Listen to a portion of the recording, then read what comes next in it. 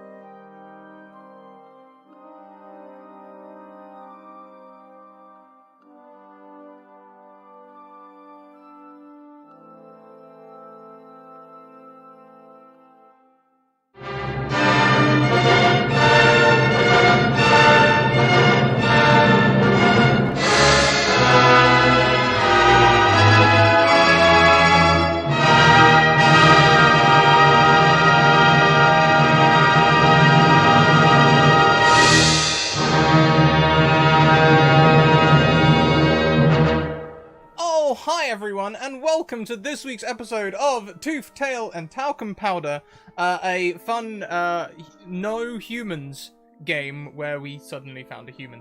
But I won't spoil the recap because Tommy kindly volunteered to do it for us. Let's go clock. Oh, hang on a minute. Before we go round and say hello to everyone, I should spam my links.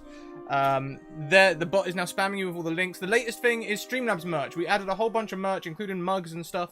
And at the moment we've got a sale where we're selling all of last season's posters. Thank you very much, Anonymous, who just paid their term fees. I'll figure out who that is. I guess it'll come up in... Is that you, Shakes? Yeah, I don't know why you always come up anonymous, but... It's because I have queer in my username and, you know... Of course, that's incredibly offensive. How dare you? Yeah. Well, other things as well. Big thank you to Machan Press and Bird and the Storm Publishing who make this all possible, our sponsors. There's lots of other links there as well. Go and check them all out. Let's go round and say hello to everyone. We'll go clockwise, so we finish with Tommy. Oh, hi, 'tis Aliens. I'm looking forward to today so much. Hi, everyone. Thank you so much for tuning in for the second episode of Tooth, Tail, and Talcum Powder, or T3P. I didn't say this last time, but I should say it this time, that the name is from the wonderful @sender. I think that's his username on Twitter. He came up with the name, so everyone congratulate him on a really brilliant name that made literally no sense until the last 37 seconds of the first episode. And now it makes so much sense. So I'm so excited to be here and lead everyone on the next stage of their adventure. Fantastic. I'm done talking now. So. I appreciate you. I was just telling Renee that they could probably stay if they didn't see last session, because I know Tommy's recap is going to be so amazing. Next around we have Shakespeare. Oh, hi! Are you frozen? We've lost the Shakespeare. Oh no! That, or they're severely disappointed in us. Oh, there they are! Oh, hi! Yeah, it froze for a second. Oh, hi! Shakespeare! That would be me! Hello. I am Shakespeare, or Shakes, and I have the pleasure of playing Mr. Bloody, who is probably one of my favourite characters I have ever come up with. I love him so much. You can find me on Twitter and Instagram @Shakespeare. It's the same handle everywhere. This is one of only 2 games I'm playing at the moment. The other is on Tuesday nights on Penflower Inc.'s Twitch channel. You can check out my Twitter and find all the information there. Thank you so much. Next around, we have the amazing Blossom Gadgets. Oh, hi, Leonie! Oh, hi, everybody, and Scrat and the rest of my castmates. I'm so excited. So I'm playing Aristomachetekos, Minotaur monk with voice modulator, and obviously my handle on all social media is Gloss and Gadgets. And when I'm not here, you can find me over on Goldheart Gaming, where I play Tudrell. I don't know how that happened, but that's what happened. It's valid, you know. That's Yeah. Last but most certainly not least, oh hi, Tommy. Hello. I am super excited. I love all of our characters and all the people who play them, and I think this is gonna be a real blast.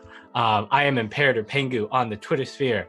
If you follow me there, I've got a postie of my schedule of where and when I'll be across a couple different channels. Got some stuff coming up in May, so just keep an eye out on that, and things will be announced. Yeah, should I just get into the recap here? Yeah, by all means. Okay, so this is going to be the recap from Asuka's point of view. Oh, I forgot to mention who I play. That's probably important. I play Asuka, a sentient suit of armor. Specifically a helmed horror from the monsters manual. Fighter, samurai class, silent. So that's why the recap is just and that's what happened. No, in all seriousness, last week was our first session. So the first part of it was spent, about how our characters sort of came to be in the town of Talonsford. I don't know why I said Ford. In the kingdom of Mizir. I think I'm pronouncing that right. I pronounce everything differently every single time, so perfect. Anyways, we all sort of had our little intro stories. Mr. Blobby met a kid that I can't remember, a Tabaxi kid that I can't remember the name, that everyone has vowed to protect forever. We protect Kenneth. But anyways, fast forwarding to current time, we were approached by a goblin known as Dr. Sporin, who needed our help recovering his research camp that had been raided by the evil arch nemesis, Dr. Panic. Dr. Panic! Panic. Press F to pay respect. Dr. Sporin was real sketchy about what was going on in this camp. So there was some back and forth about, what the hell are you doing here? Dr. Sporin then, against our advice, followed us to the camp. And we infiltrated the camp. We were told not to preferably kill anyone, but Gerbil straight up murked Dr. Panik. We did take his 2 goons alive, and we found out that Dr. Sporin had been keeping a human baby. Oh, baby! A human baby. That was the big secret and reveal of last session. And we must find their people. Hashtag Ice Age. Yeah. Sid. Thank you for that beautiful recap. So yes, this was a monster-only campaign. There are no humans, elves, dwarves, gnomes, halflings. But we found out at the end of last session that it appears that there may be humans in this world. The stuff of rumors may be true. So let's get into today. For those who don't know, I'm a big fan of television, so I'm gonna start each episode with a little scene set that may not directly pertain to where the group is, just because I like to really be dramatic. So we shall begin. Just outside Serenity Pass sits the mayor's manor. By city standards, it's provincial, simple, unrefined, with only 2 floors and white paint that has been in need of a new coat for years. Sand has worked its way into the crevices of the patio floorboards and smoothed the handrails down to half their former size. But there is a dignified glory in the lone home that sits against a backdrop of dunes. It, like its people, has survived. The village was technically incorporated into Talonford's district nearly a decade ago, but the mayor retains his title and the staunch loyalty of the few who work the glass caves. Tourism, once a flowing source of income for the town, has dried up beneath the hot desert sun into a stagnant pond. The residents of the manor retire for the evening not long after the sun has set. There's a ration on oil until another trip can be made south to Talonford, and in a show of struggle that humbles him before his people, the mayor participates. His son, however, does not, though he has gotten good at covering his tracks. His father doesn't understand his work, doesn't respect the long hours the boy puts into his research, and would never allow what he considers a frivolous waste of precious lamp oil. But Inedar cannot be deterred because he was right. Just outside the reach of the house, he has closed his curtains against the light of the moon and lets his lamp burn hot in the confined space of the shed he's dug beneath the sand. He looks over the letter, committing to memory the details as described through Dr. Sporin's precise language. Satisfied he will remember, he removes the protective glass from... Satisfied he will remember, he removes the protective glass from his lamp and touches the paper to open flame. Gerbil, you have just disemboweled Dr. Panik, and Aristomachi, you have violently yet non-lethally taken down his 2 guards. Dr. Sporin stands before you with a wailing human baby, the thing red in the face from the strain of making as much noise as possible. What do you do?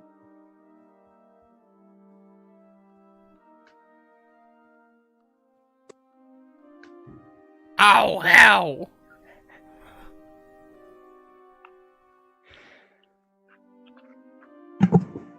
Gumble looks dumbfounded at the rest of the party.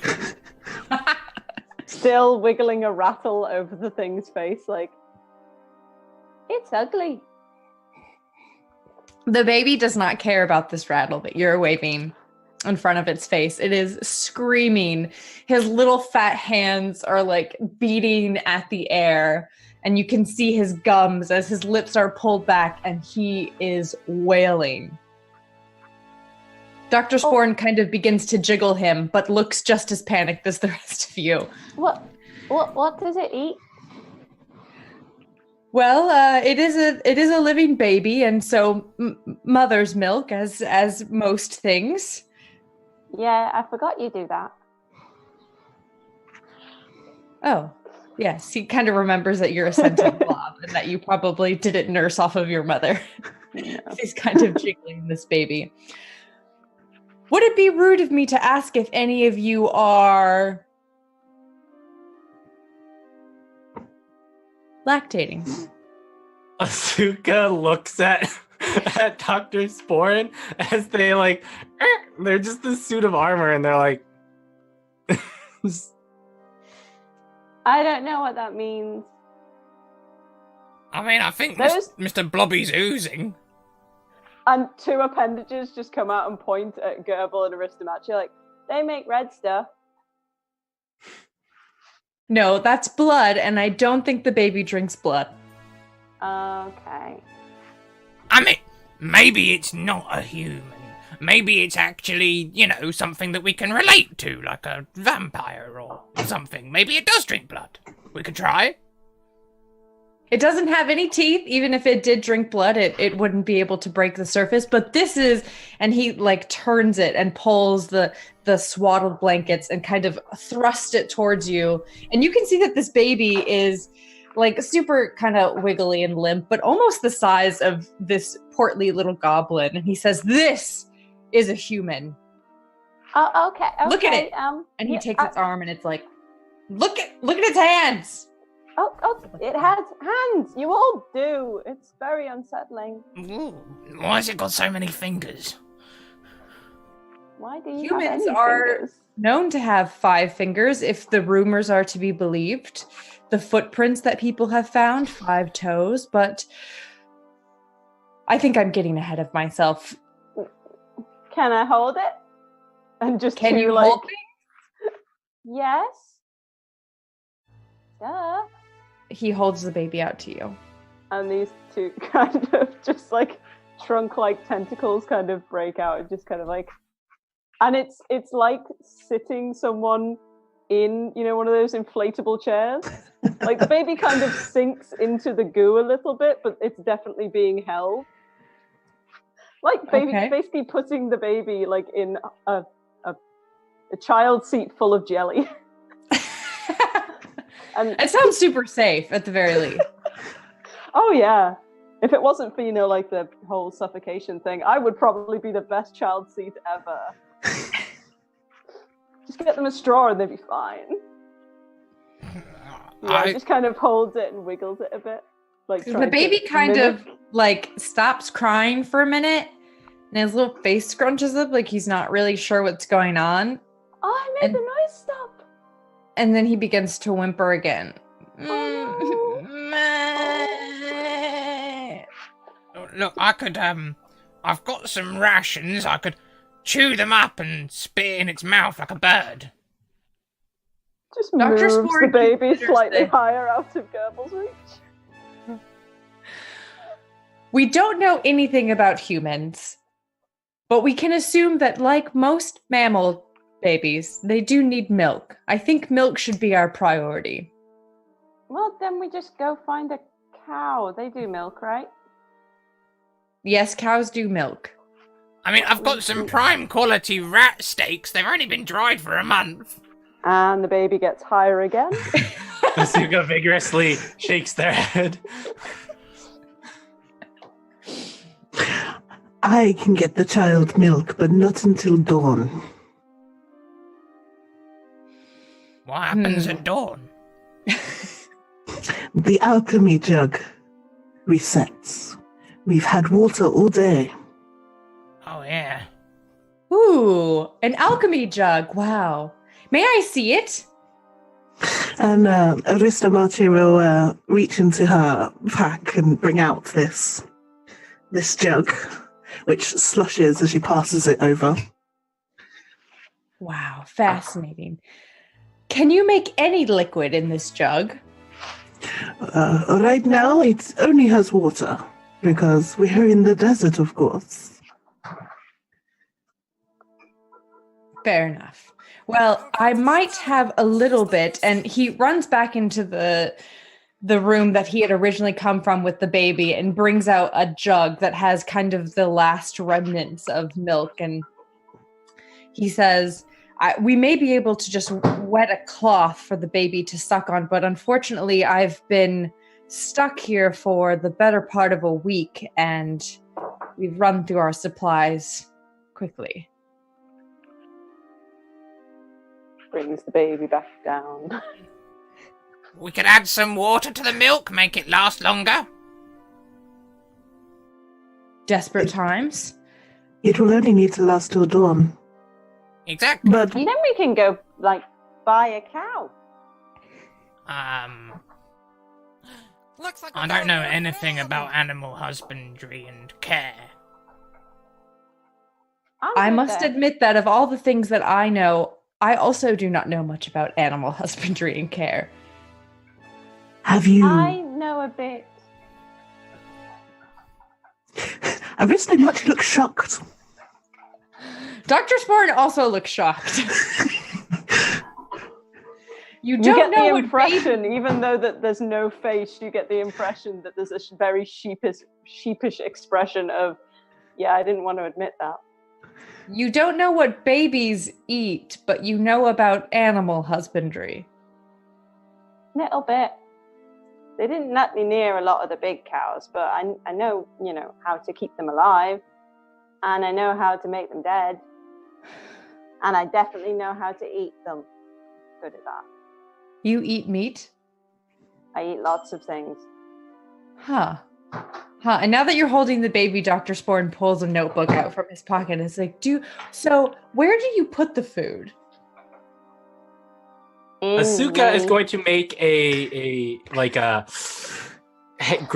we'll grab the jug of last dregs of milk, and then bring it over to Aristomachi, and point at the alchemy jug, point at this jug, make a pouring motion, a little bit.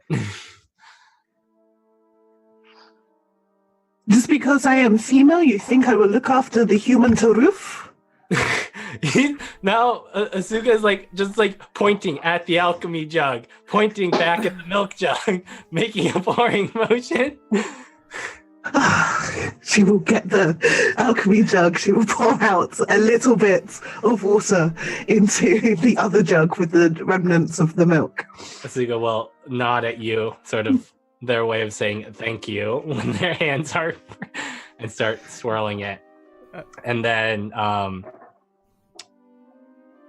Gerbil starts rummaging under his armor, trying to be helpful. I think I've got a rag somewhere I can give you. Mr. Blobby is now made way. a ring and is doing Car from Jungle Book rocking. Have baby, we brought the horses over, or the horses near enough at this point? Did we leave them, or the single horse? Sorry,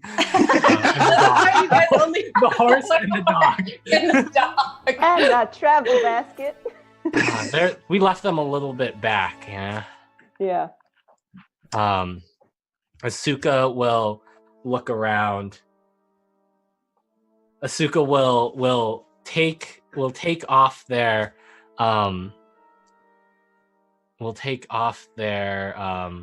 swords that are sort of wrapped to the side, and cut off a little bit of the sash that they sort of keep around their waist to hold the swords, and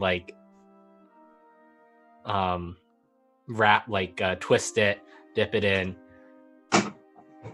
and then we'll approach and hold out their arms for the baby.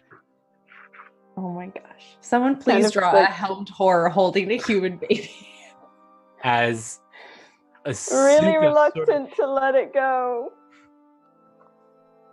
And the ooze just kind of forms around where Asuka's reaching, and then just kind of blobs away. So the baby's kind of left, like a tide receding. And Asuka has this sort of very vague memory. It's not really their own, but it is sort of a feeling that they were born with, because their master had children at one point, and their master would often take care of their children while wearing their armor, or at least held their child for the first time while wearing Asuka when they were just a normal suit of armor. And so they have this very vague feeling and memory of this time as they sort of take the child into their arms and just rock them a little bit and hold the wetted rag to sort of in front of their face. And they sort of Go ahead and make, I guess make an animal hand. Oh man, I'm so tempted. But I'm gonna give you advantage because you explained kind of this muscle memory kicking in. So go ahead and roll with advantage. I was so tempted to do the 50-50 roll on this, but I don't want a nat one, so I'll take the advantage. Oh, not great. Anything I'm consistent. This when you have this kind of instinctual, like I said, muscle memory of your master inhabiting you and holding their babies kind of when they were much younger. This is a pretty large baby. And so you kind of overestimate the way in which you need to hold it. You kind of remember holding newborns where you have to support so much of them. And this baby seems to have a bit of muscle to it. So as you grab it, it begins to just like squirm like crazy. And it's like, as babies do. I'm not going to role play being a baby. And you kind of struggle, and it luckily, because you have that rag, it immediately, as soon as it touches its lips, pulls it in and begins sucking. But you can tell that the baby, it's sucking, but it's like making eye contact with where your eyes might be, and it looks frustrated. It's like, this might be a little creepy for the baby. Because Asuka, they've got like their helmet also has sort of a face mask element to it. Mask?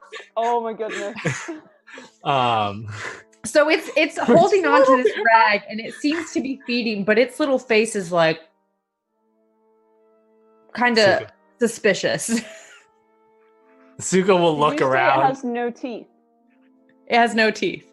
Okay, I'm just guesstimating age in my head. Asuka looks around at the rest of the group. Mr. Blobby is still just like fixated on the baby and is basically just like bouncing a little. Like, I guess I'll go and check out the buildings and see if there's anything we can use to see if there's anything we can use. Look for a cow. I can assure you there is not a cow. This was where I was doing my research. There won't really be anything except for paperwork and blueprints. Asuka will look at her Aristo Machi, just like with shoulders like just the unsure sort of movement that they make, and they're not really sure how to proceed from there. If we are going to find the Turuf's parents, we're going to need supplies. We can't keep it. Look at it. Their head. It's really pink. Like really pink. I think it may burn under the desert sun.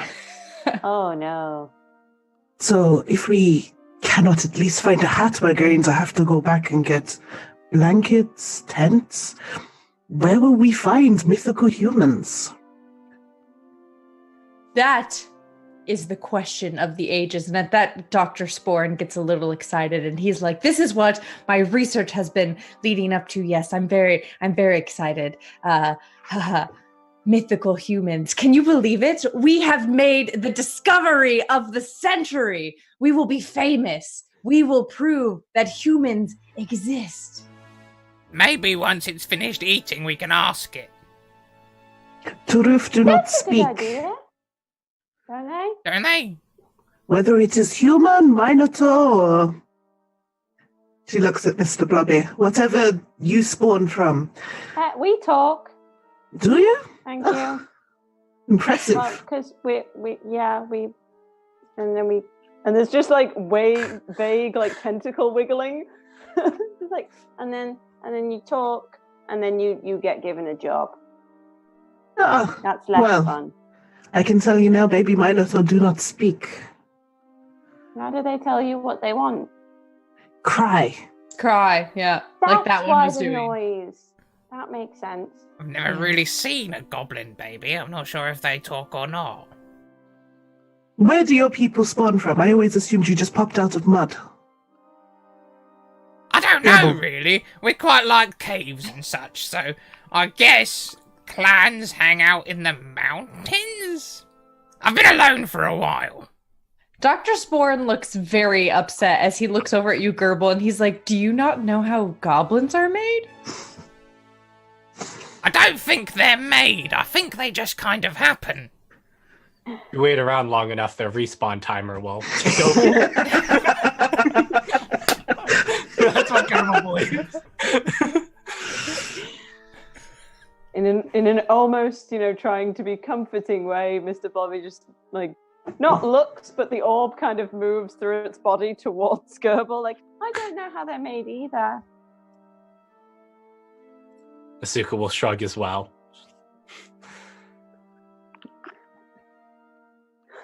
All right. Well, we don't have time to have this talk with both of you, so I think we should move on. Yeah, I guess Asuka, there's a fire nearby, correct? Mm-hmm. All right, Asuka will sort of like one-handed hold the baby and like pull the jug over and go and like sit cross-legged in front of the fire and just dip the rag in the jug every time the baby starts getting fussy again. Okay. And then Yeah, just look Dr. at the rest of the party. Dr. Sporn Blobby follows just you, follows and he's the kind of baby. like fluttering his hands, and he's like, do be careful. I don't know if they catch fire or how well. Okay, just sit away from the... Okay, yeah. I like to think that, well, I'm not sitting like right up against the fire, but Asuka does know that like mortal beings need warmth, right? That's important for them. I also like to think that Asuka's head can turn just a bit further than say like the normal head as they're like looking Yes. around. Just like turns At the rest of the 180 like party. what? Well, Mr. perhaps Blobby we will, should like, all come- sit by the fire and talk.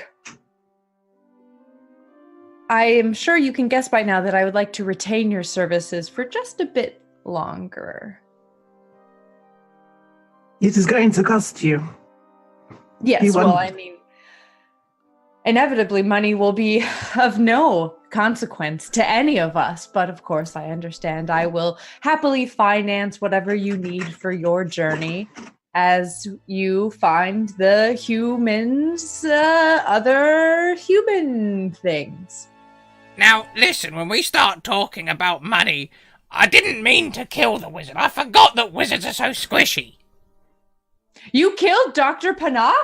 I didn't realize that a little bit of Dr. stabbing Thorne would looks kill him over so for the much. first time and sees not... So when you disemboweled... Oh.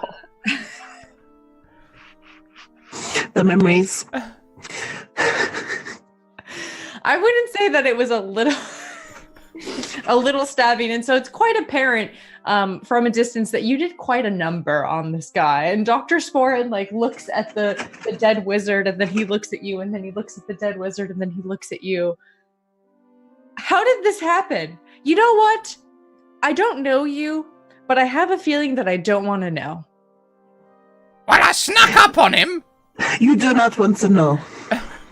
Yeah. None of us Asuka- want to know. Asuka is also No. noticeably like positioned themselves so that their back is to the scene of carnage behind them. Oh. And Asuka will look at Aristomachi and then point at the two unconscious boys that have had their faces smashed in, I guess.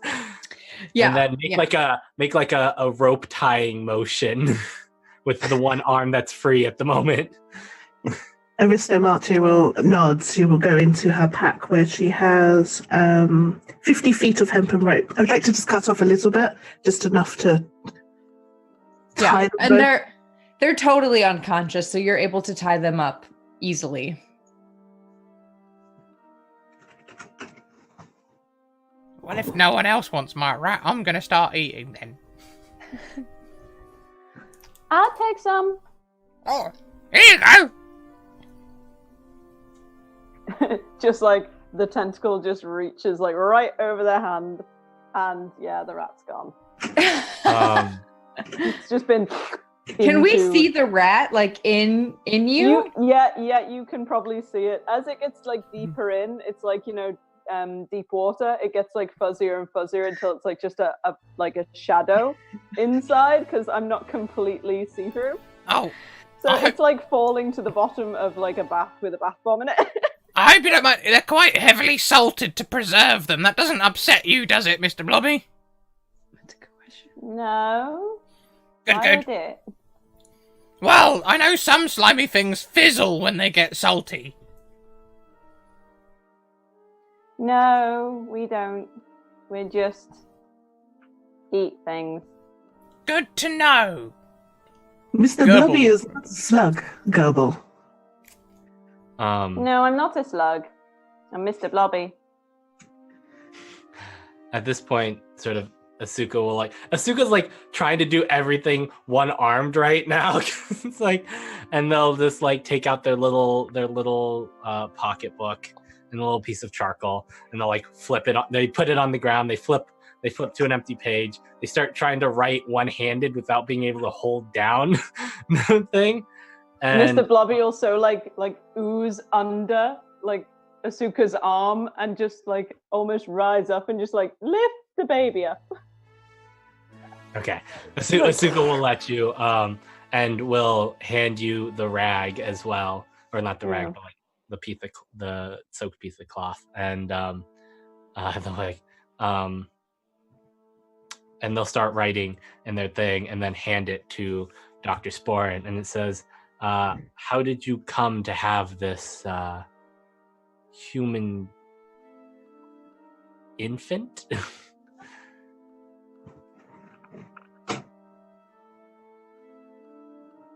Muted. I was muted that whole time. Yes, that is an interesting story. But first, tell me, what do you all know about humans? Nothing. You can all roll history checks if you want. I want to say something stupid. You would like to say something stupid? Is that Yeah, what I don't want to run. Only that they come in at night and steal your left sock. Yes, and they hide under the bed and wait for you to be sleeping, and then they tickle you. That's what I heard This might anyway. be why I don't know of them. I mean, socks, beds. Asuka's gonna There's make just this like history the orb check at just moves from disadvantage. I'm side giving to myself side, like- disadvantage Okay. because you know, losing memories. Yeah. I got a 12, but I don't think Mr. No, Blobby would Oh that's my know it. gosh. That's accurate.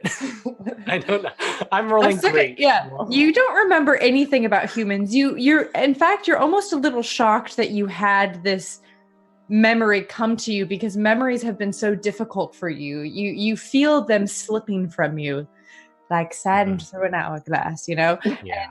So even that you had that kind of memory kick in is so shocking to you that maybe you're even a little distracted trying to pull memories that are relevant to you, that you can't even think of any history that wouldn't be relevant to you. And Mr. Bobby, you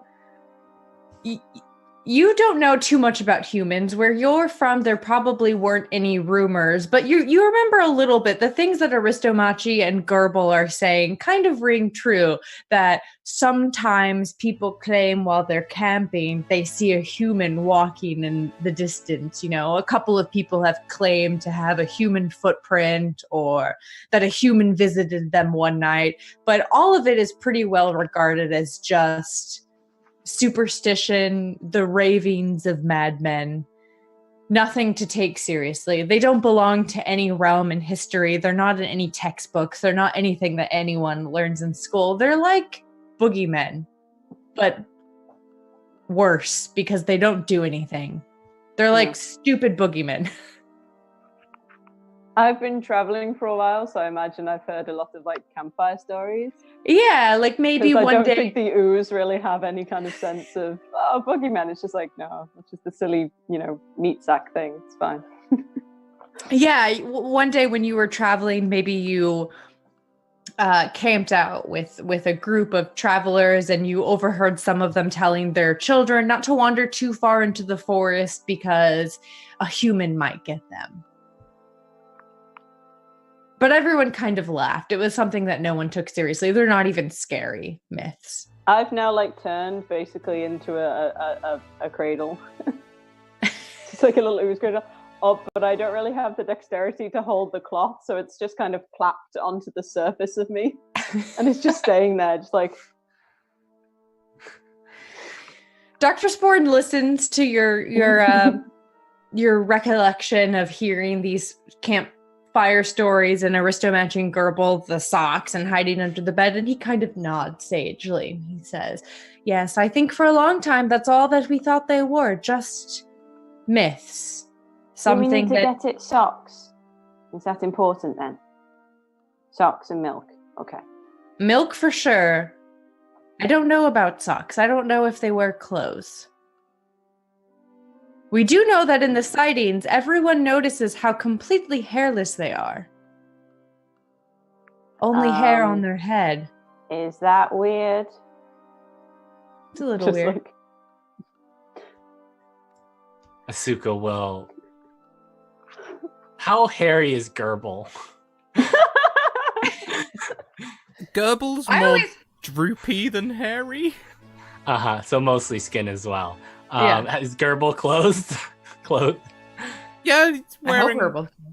Asuka will point at Gerbil, or hold their hand out to Gerbil and just be like, and then hold the hands out towards the child and then back to Gerbil. Aristomachi's quite hairy. She looks more like a Highland cow. Mr. Blobby is not hairy at all. If Mr. Blobby is hairy, there's something wrong. Stuck to him. I just mean that if these creatures, if they existed in the wild, you would think that they would be hairier. So the idea that there are these hairless creatures roaming in the forest is just nonsense. Of course, they're just stories. I think the sock thing is weirder, really. I mean, why just one? Maybe they're aquatic. And the orb kind of moves through Mr. Blobby's body to where the baby's feet are, in this weird little crib situation. He's looking at their feet to see if the left one's different. You notice that the left one's a little bigger than the right one. Oh, maybe the left one's bigger. Maybe they need a different sock, so they steal people's socks, because maybe they're small, like Gerbil. Do they have webbed toes? Little tendrils of ooze,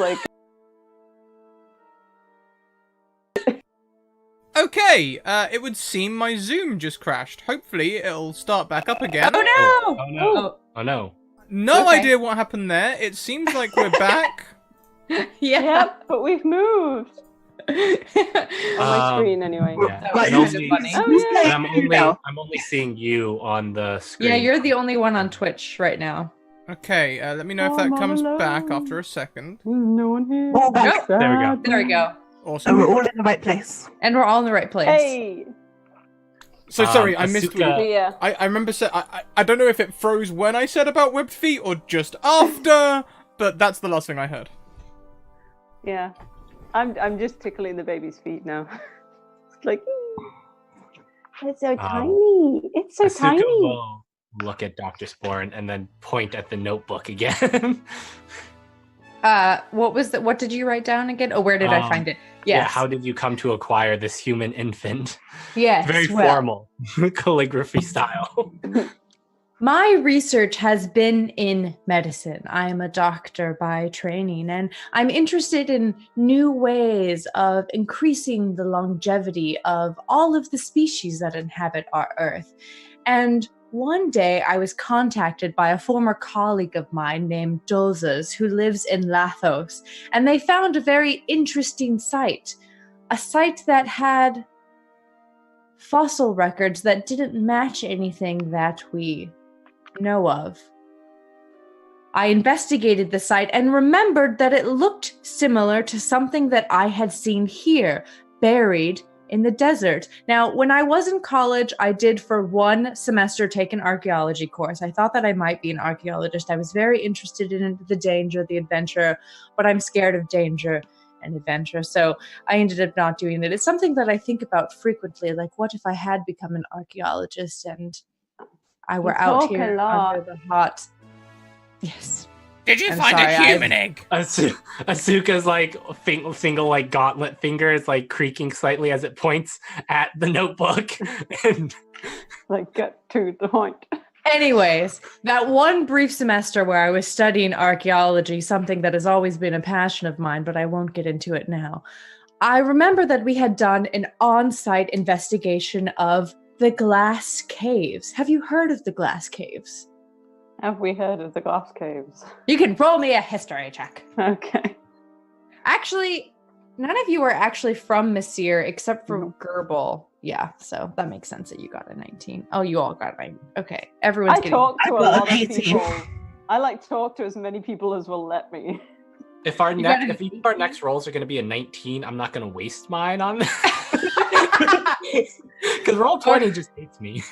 Aristomachi got an 18, everyone else got a 19. So yeah, you've heard of the glass caves. The glass caves they're found in a very small town in Messir that for a while were very popular with the tourists because it is theorized that long ago in this region, there were these huge lightning storms that took up the whole area. And because the lightning was constantly hitting the desert, it formed these very beautiful, sturdy glass caves that had since been buried by the sand. And about 100 years ago, someone made a discovery of all of these connecting tunnels and caves, this beautiful city, and a smaller city was built near it to help manage the tourist flow. But in the years that have passed, it's kind of fallen out of favor. They're kind of stupid. They're literally just caves made of glass, and anytime you go to visit, like you get sand everywhere and it's like super crowded and like there are always children and it's like everyone always goes on the weekends and that's the time, everyone always has off anyways. And so they just have kind of fallen out of favor. They're a tourist trap. Yes. Okay, I guess.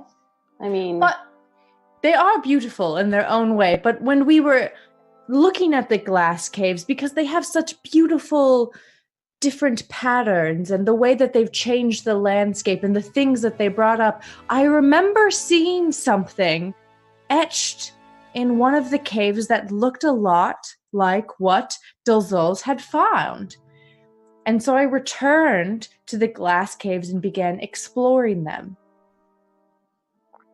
And one day, deep in the caves, I didn't think that I would ever get out. It was so dark and quiet, and yet I could hear my own blood echoing. I began to hear things.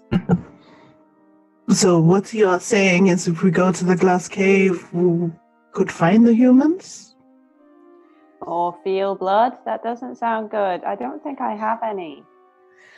I didn't find the humans. I found what I think might have been an abandoned camp.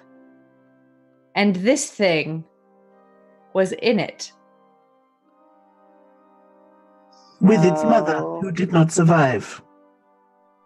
She was next to him, yes. It seemed that perhaps she had passed in childbirth. I'm not sure. It was a horrible scene. But whatever had happened, it looked like they had left quickly, and perhaps they didn't know that the baby had survived. Having babies kills humans? Isn't that a little inefficient?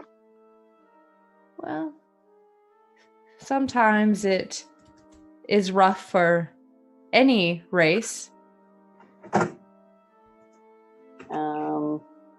I don't think so. I mean, I don't know how blobs are made. I will be honest. I'm not familiar with your biology, but it is not uncommon for there to be labors that are particularly rough. That's really sad. It is sad. And I didn't know what to do, so I took the baby. The thing was blue and cold and like a raisin. It was blue? And now it's pink. Maybe it changed Now it's very colour. pink. Oh. So they change colour like the lizard folk. Yes, it's something that I've noted. They do change color a lot. Sometimes, and he points to the baby now who is like super happily suckling the cloth cradled in Mr. Blobby, and he's returned to a kind of peachy color. His cheeks are a little red, but overall he's not quite red as pink. anymore. As you see, he's changed color again, so I don't know if they change color in response to stress or So the pretty. environment. And how does our dead wizard come into all of this? Well, he's just a stupid idiot jerk who's had it out for me since med school because I was top of our class, and I don't even know how he passed. There are rumors that he dabbled in the dark arts and practiced a little bit of necromancy and did some murder to get his way through. But I imagine that he just knew that I was working on something and was trying to steal my research. Well, I've done you a favour then, haven't I? Well, I don't know because I don't know what he knew. I don't know if he was just after me, if he was after my research, because you killed him and we're never going to be able to find out. Don't be Suka silly. will point at the two unconscious guards and just shrug. Maybe. Gerbil Yes, will maybe. walk over to the scene of the dead wizard and look for a book. So like, well, they probably wrote everything down. You wizard types love writing things down. You can't help but have 2 or 3 books going at one time. I am not a wizard. I'm a doctor. Same thing. Isn't that the same thing? It's not the same thing. I use science. He uses weird things like chants and herbs and blood and stuff. I don't know. But don't you like poke people with the sharp things which have the goo in? Sometimes. Yeah, so that's just another. I mean, could that be blood? Do you use blood sometimes? Do I use blood? I mean, sometimes I will do a with blood. Listen, it's not the same thing, okay? Okay, sounds like Sounds the same like thing the to same me, thing. but whatever. What the difference is that I studied and I worked very hard, okay? Sleepless nights. I haven't had a girlfriend my whole life because of how hard I've been working. And I don't think that gives you a qualification, you know, like... I've not had a know what that girlfriend for a means. long time either, but I don't go around calling myself a scientist. No. And like a tendril points at Aristobache. It's like, girl, friend, right? Friend? I think we're friends. I assumed he meant a mate. Huh? We are not going into the birds and the bees. Dr. Sporen's little face is turning like darker green. Oh, it's the squishy stuff. This Okay, is no, not the let's point. stop. The point is, and he points to Asuka, that he is right. Perhaps we can glean some information from the unconscious ones. But Gerbil, if you want to go ahead and make a what do you do for like a search body? Investigation. Yeah, I guess if you're looting a body. It's Yeah, if you want to investigation. loot this half-naked wizard, go ahead and make an investigation check. Wait, when did he get half naked? He was always Because- half naked. His robe sort of like dangled over his head, you know? Yeah, he wasn't wearing anything under his robe for comfort. Which is how the thing ended up his Yeah, butt. but it's still a robe. That's not half naked. It That's came just undone when breezy. he Yeah. Well, when he died, I didn't bother to dress him again properly. got murked. What Did race, you what reach race was under he? the robe to stab him, or did you stab him through the robe? I snuck under his robe. Oh no, that's worse than I was imagining it. It wasn't. Oh, God. Yeah, I think it was a pretty short robe too. Like it wasn't. It like was. A long... It only went to like mid thigh. It's Oh no. barely a robe. You might as well call it a dressing gown. What race was he as well? He was a tiefling. Okay. More like a smoking jacket kind of. Oh no. No pants. It has his name embroidered on the back. Oh, of course, don't the even know. necromancer. Of course, the necromancer is wearing that. I don't even Yeah. want to know what he was doing to be wearing that. I'm going to use one of my 50-50 die. Okay. I epically Okay. fail.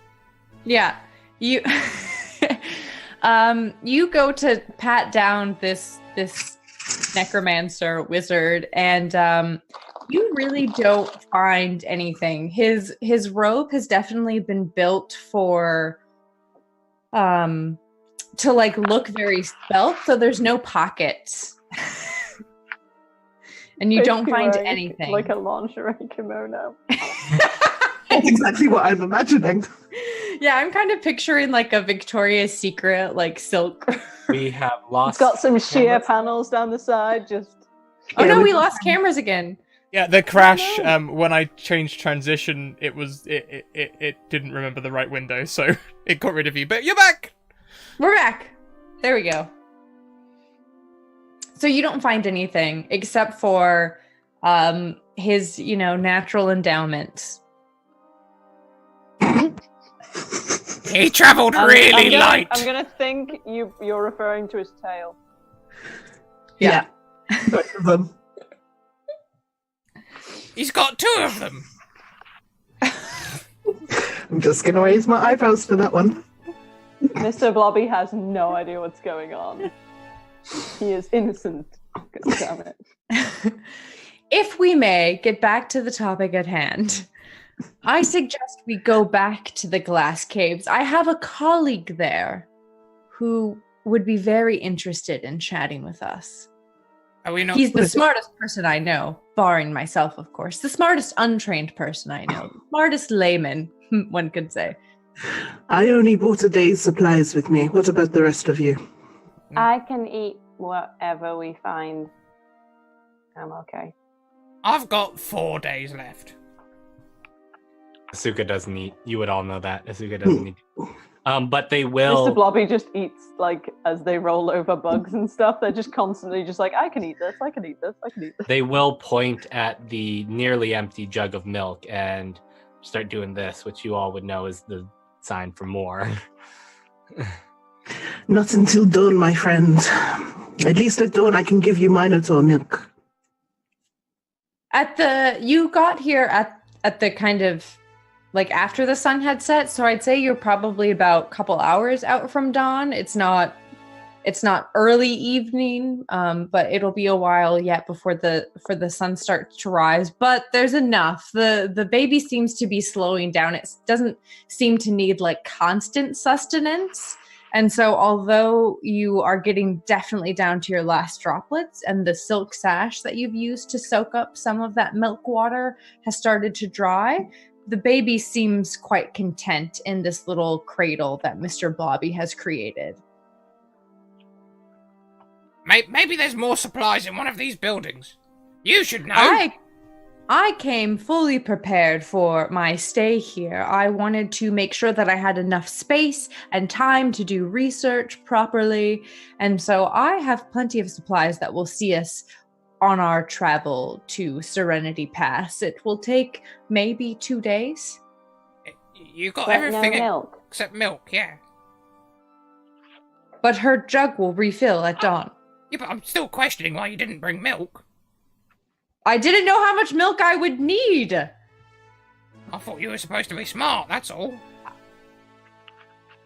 Part of being a scientist, a doctor, is learning constantly, struggling, hitting the wall, not knowing what to do, facing adversarial conditions and coming. You hit a wall? Doesn't that hurt? I mean, metaphorically, when you are trying to come up with ideas and you can't. And so it's as if you're hitting a wall because you're coming to a full stop, but not really. That's just my brain. Well, go round it then. Why would you try and hit it? I know. It's just a metaphor. There's over not the wall. a real wall there. Metaphorically go over the wall. Or if it's just a Well, yes. metaphor, put a door in it. This is going to be a very Doors are long good. Dr. Sporen looks to you, Aristomachi, and you, Asuka, because he's kind of picked up that maybe you two are the normal ones. And he just looks at you pleadingly. As a sentient suit of armor is, right? Well, slightly more than the goblin in the goo. Yeah. I mean, if you ignore the glowing eyes and just you can imagine there's some sort of normal creature beneath all the armor. You can't see anything else. Asuka will look at Aristomachi, look at Dr. Sporen, look at the rest of the group, and just nod their head.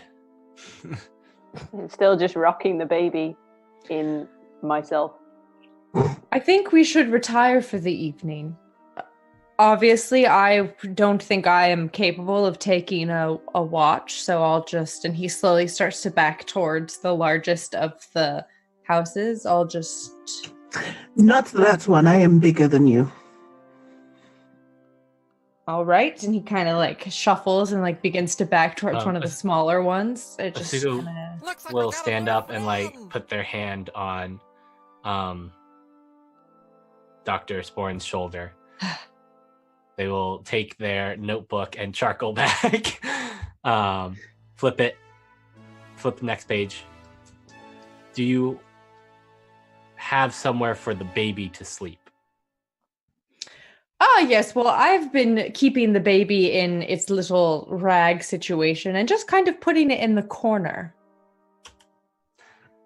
The walls of the cradle get slightly higher. Asuka just does this sigh motion, just Goblin babies sleep on the floor from the time we were born. You just find a nice corner and you just curl up in it. And so I've just been putting him in the corner. Nothing. I mean, look at him. He's fine. He's crying and screaming and changing colors.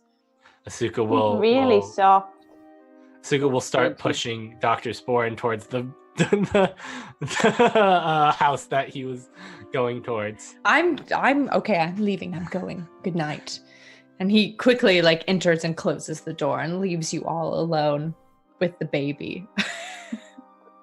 Mr. Blobby will kind of squidge over to Aristomachi and be like, can we stay with you? You are the smartest person I know, so, and you know all about bone having things. It's not because you're a girl, because that's a thing, I think. It's more because you're big and know things. Very well. Sleep over. Yeah. I'll take Asuka one. Very quietly. Asuka will also kind of hold up a hand towards Aristomachi and hold up a hand towards Gerbil and just kind of weigh them like this. And then just kind of Aristomachi's is much higher than Gerbil's. And that's his way of judge, how to tell, how he's judging things, right? Look, I'll keep watch. You don't have to worry about me. You go and do whatever you want to do. Asuka will also sort of nod and just kind of station themselves outside the door to the big house. And just sort of sit on the ground and pull their swords over, take them out, and start. What's the word? Taking care of. There's a word for it. Upkeep. Maintaining. Maintaining. There we go. Upkeeping. Is their swords. Sharpening Do you and oiling, sleep? probably. So Asuga does not sleep, but they do go into a semi-conscious sort of like they power down kind of for like 4 hours. Okay. But it's like I love semi-conscious. It's kind of like an elf's trance, right? Okay. Yeah. All right.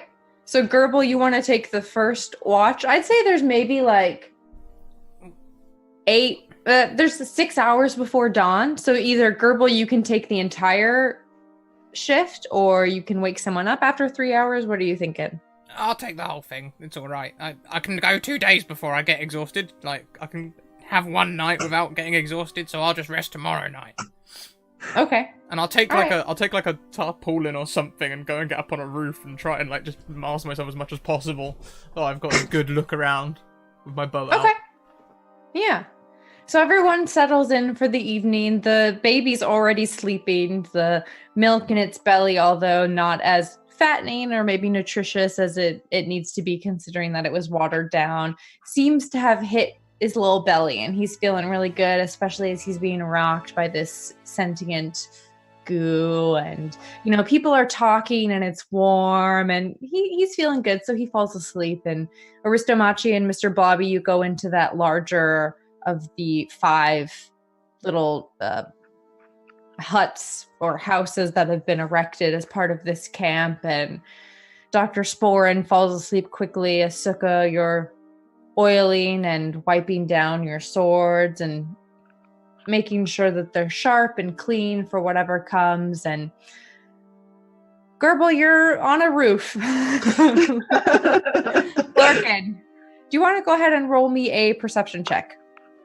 I certainly can.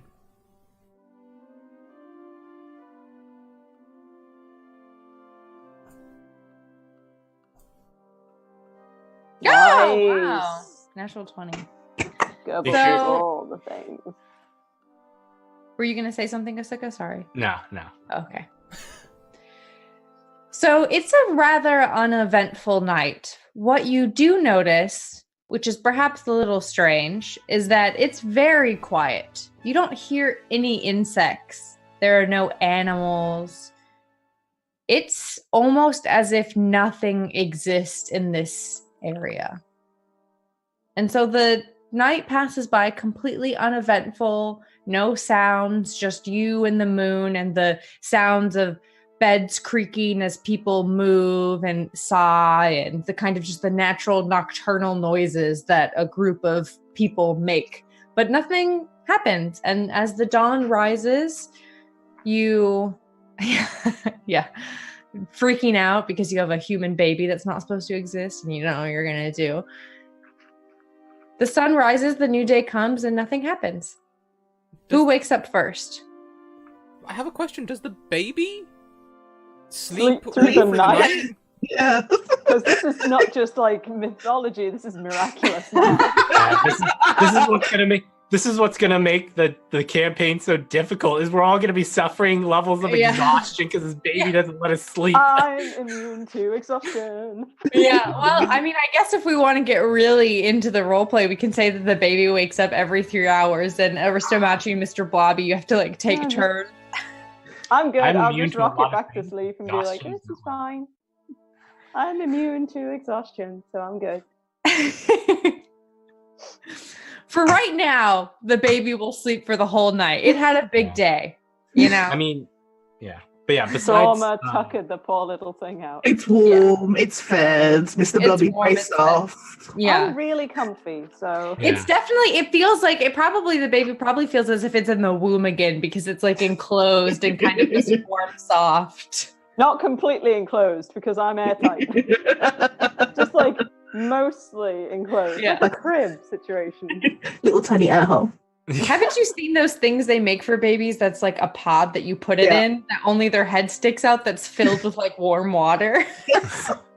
I Something have like not that. seen this. Yeah, I've never seen this. It's like meant to mimic the womb so it like helps them sleep, and I've seen that's that. what this baby's feeling. He's feeling real at rest. Yeah. But yeah, I would think, like, Asuka would probably wake up. I'd like to go second. yeah. Okay. So, like Asuga wakes up early, before everyone else gets up, usually because they like to every morning, some of you have probably stumbled upon them somewhere outside. Usually, they will go through sort of their sword forms and, like, in a very slow, methodical, almost dance-like manner, and that usually takes about an hour.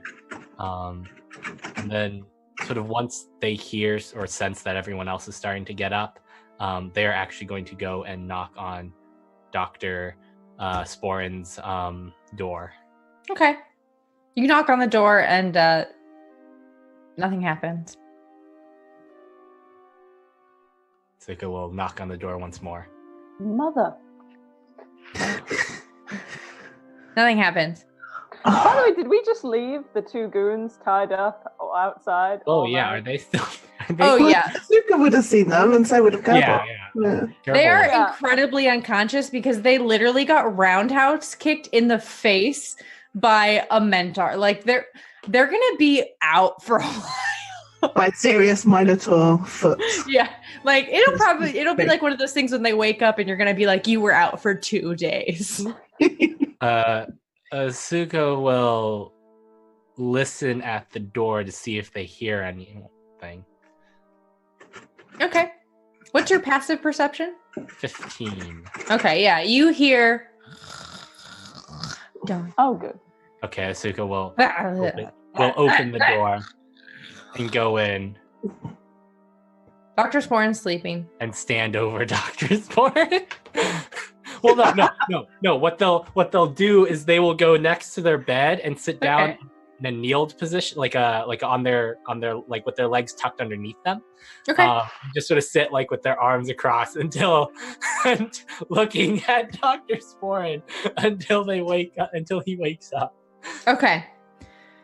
It's like 6 a.m. So Dr. Sporin definitely isn't an early riser, but maybe just there's a little creak of your armor, just the presence that one might feel as someone intrudes upon your space. And as he's sleeping there,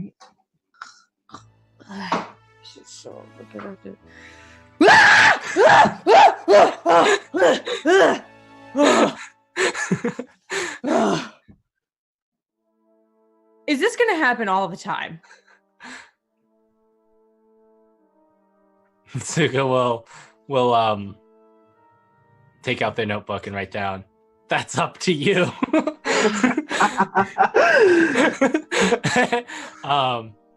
And then they will write, "I have a question." Okay.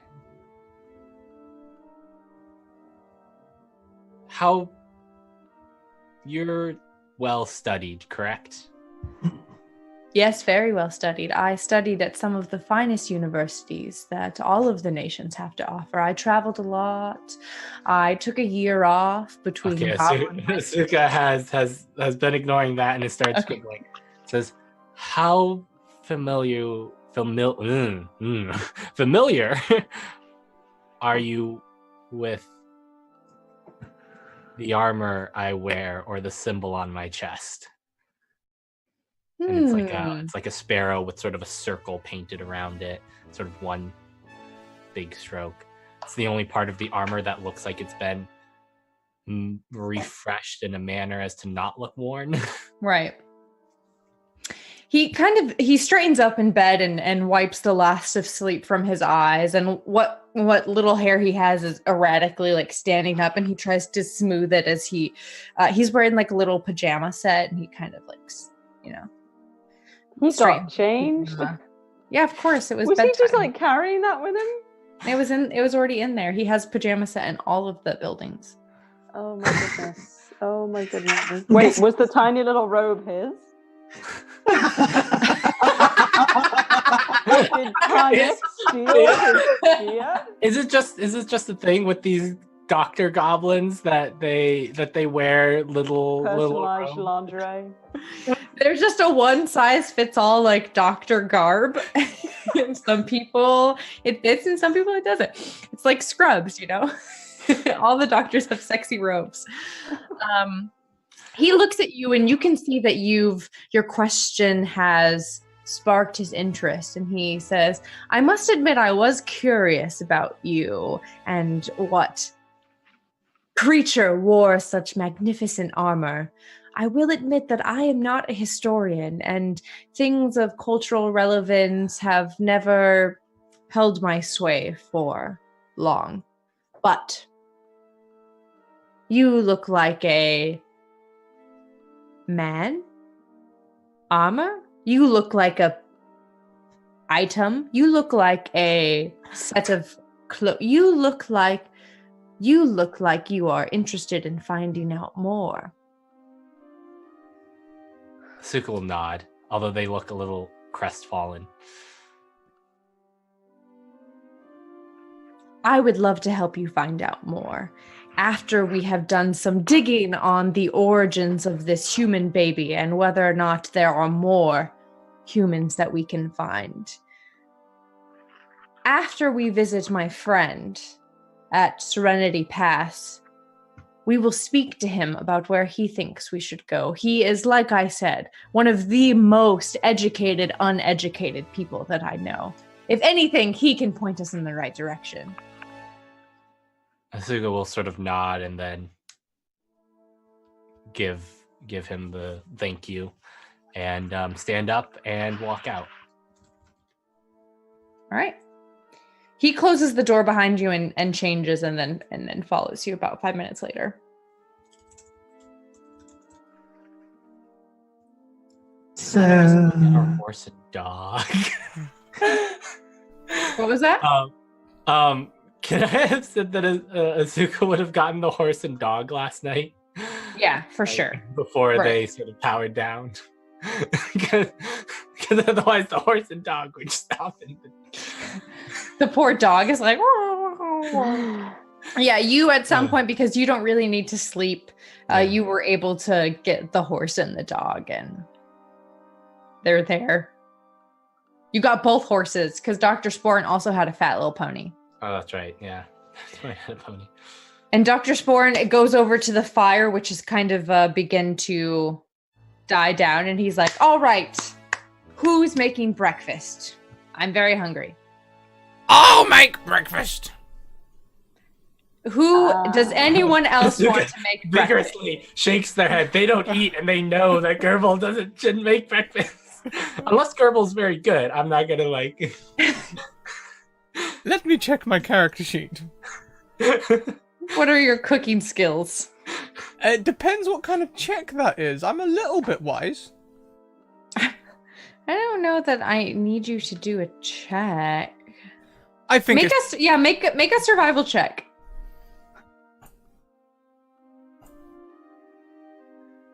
You manage with your salted rat and your rations. Your rations include like some freeze-dried peas and some like powdered eggs.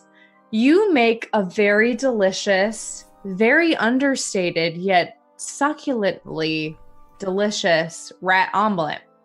And ketchup. You can't eat rat without ketchup. Yes, of course. You always travel with packets of ketchup on you. I am a vegetarian.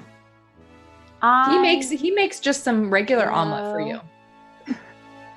Does that work? Do eggs count? I'll find something running when we go. That's fine. All right.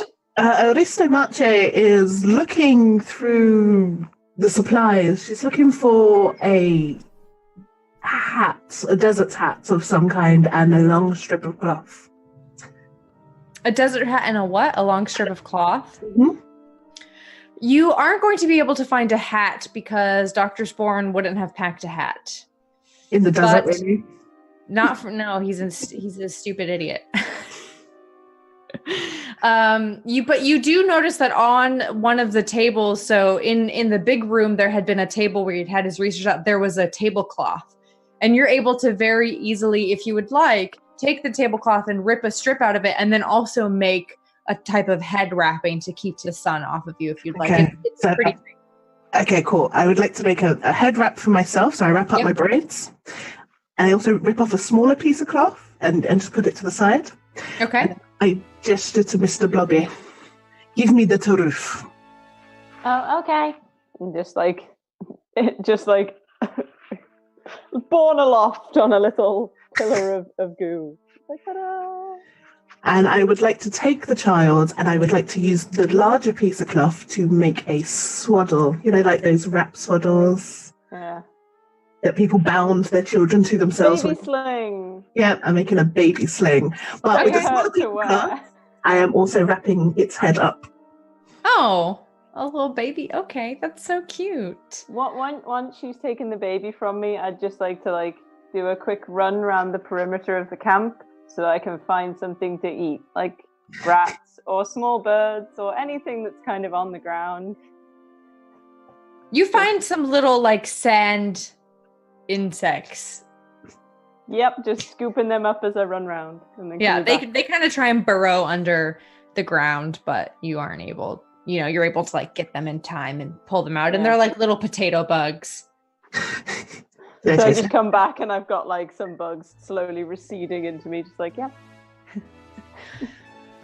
I'll say, Aristomachi, you don't need to make an animal handling check, which will be our new baby roll, because as you're wrapping this baby around you, it feels such relief being close to the warm skin of another, and this feels very natural that it very happily kind of concedes to your manhandling of it, and is just burbling and spitting bubbles. Probably will try and rip out handfuls of your chest hair.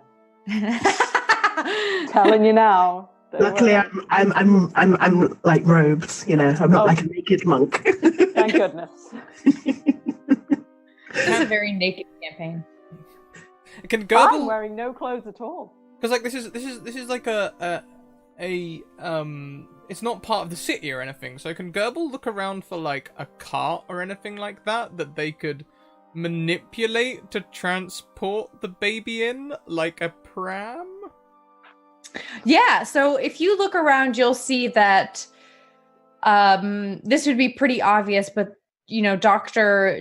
Sporin had to bring all of this stuff. He said that he made camp here, so presumably kind of everything belongs to him, or he set it up or whatever. So he had to bring in all of his files and his tablecloths and his rations. So there's a very small cart that he hooked up to his little pony. Perfect. I'll commandeer that and alter it. Okay. What do you want to do? How are you altering it? Well, I just want to put straw in it or something, and Okay. it looks like Aristomache's got the sun thing covered, but maybe a little umbrella might go well. Do you want to try and make an umbrella? Well, it'll just be that bit of tarpaulin I was using last night and a stick, but yeah. Okay. I'll allow you to just make an umbrella. I don't see why not. Yeah, so you make a little umbrella, and you can even find bedding.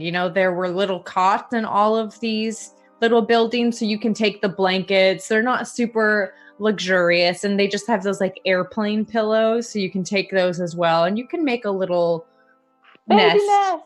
A little baby nest that could also be an appropriately sized gerbil nest. We're not going to let Gerbil sleep in the thing that the baby's going to sleep in.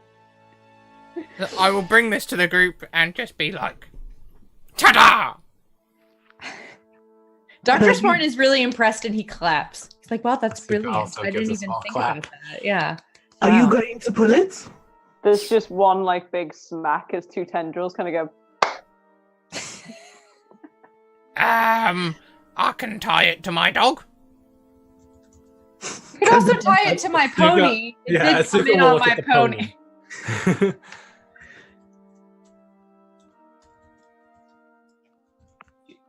Dr. Sport's just going to take the initiative and hitch up the cart to his pony and be like, it's perfectly adjusted to my pony size. My pony's name is Barbarella, not that anyone asked. And he's like, Barbarella, I'm so sorry. That's a good name. Thank you. It was the name of my mother. This is my mount dog. I But call it's it your dog. pony's name. It's very important to bond with your animal. All of the research shows that bonding with your beast is unlike anything in this world. It then is attuned to you. It knows what you need. And so when you need to rely on it for things like transportation or travel or pulling a cart, it is able to do so. I have very interesting studies, if you would like to read them, that I'm sure I have somewhere. If not here, then maybe at my home or maybe at the university or maybe at my workplace. I'm not 100% sure where I put them, but I could send you the studies if you'd like. Mr. Butcher just walks away when he starts babbling.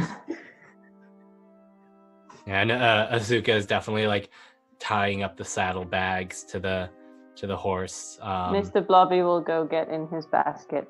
Yeah, Azuka will bring down the basket for Mr. Blobby to get in and then hitch it back to the horse. All right. So you all get ready to begin your travel. Dr. Sporin seems confident that he knows where you're going and kind of hitches up his pony to take the lead, and you will begin your travels. And I think we'll take just a quick break. Oh, Mr. Blobby? Before we do that, Mr. Blobby is just gonna, like, before he gets into the basket, is just gonna spread himself really, really weirdly thin on the grass, like as thin as possible, and is going to cast Druidcraft to figure out what the weather's gonna be like. Oh. Okay. All right. Do you need to make a roll for that? So Mr. Blobby has kind of a modified version of Druidcraft that we created that's called, like, I guess it's like the Farmer's Almanac, which is because Mr. Blobby grew up with on a farm and doing this type of labor. He's very attuned to the world around him. So do you need to make a roll or do you just know? I have forgotten to add Druidcraft to my I think to my spellbook.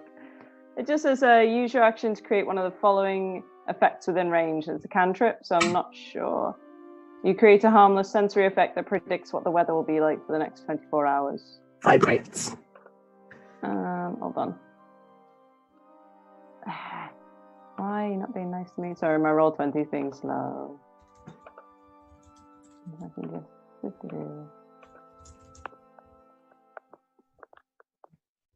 I don't think it's a roll. I think you just kind of do it. Right? I know, I'm just going to add it to my character. Oh, okay, yeah. So you're able to spread yourself super, super thin and you soak up the sun's rays, and you're in the desert, so it's gotten hot pretty quickly. And you can tell that it is going to be a very beautiful day with maybe some light to moderate wind gusts later on in the evening. And just kind of himself back up and pops into there. Do you have a little bit of sand on you now? Prestidigitation. It goes away. Just like, it's not going to rain. How mad must that bathhouse owner be if you could... I was just gonna say, why did you take a bath if you could do this the whole time? That's amazing! Come on! If it's internal, I don't think that he can press it. I think it's only like surface stuff. Okay. If it gets like in him, he just likes to be in water, so when it expels, it sinks. Because he can expel stuff from his body, but then it just ends up on the surface. So, and plus, he likes baths. Who doesn't like a nice bath? Fair enough. He's a very pampered ooze. And it's not like he didn't pay for the baths. He paid for the bath. That's true. You didn't take advantage of that lady. You just sucked up all of the water in her baths. Yeah. Turned them to mud. Paid for all of them. It's fine. All right, well, let's take a quick 5-minute break or 5-10 minute break. I don't know, whatever. And come back to your day of travel in a moment. Babysitting on the road. Indeed. Well, yeah, let's call it 5 minutes, and I'll fade us out now. Chat, we'll see you in 5 minutes. Stretch, get water, go and take a bio, do all the things that you humans should do. Yes. We'll be right back. Bye.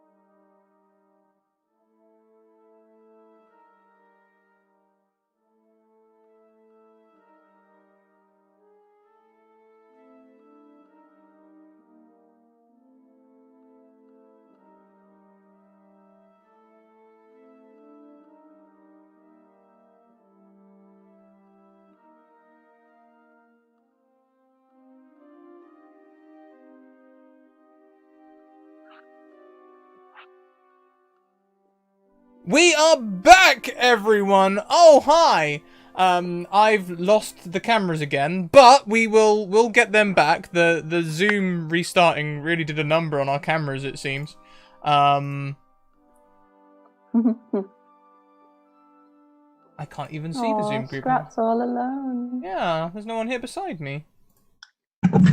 Your troubles are all gone now. Yourself. Zoom. Hey, there we go. Is that working now? Can we see everyone? Yeah, we can see everyone. Oh, hi. Hey, We're there back. we are. There we go. Hello. So yeah, we're up, fed with a pram and a pony. Right? Yep. Accidental baby acquisition. The rest of Machi still has the thing swaddled to her body, and she's still going for a jog. Because why the hell not? So, is your plan? You didn't have a horse because you run at the speed of a horse. Are you planning on taking a full ass sprint with this baby strapped to your chest? Damn right. Do you know how well those swaddle things work? I guess I It don't. depends how you've wrapped it. I mean, here's the thing. I also highly doubt our little procession is going at the speed we were going yesterday. Mm.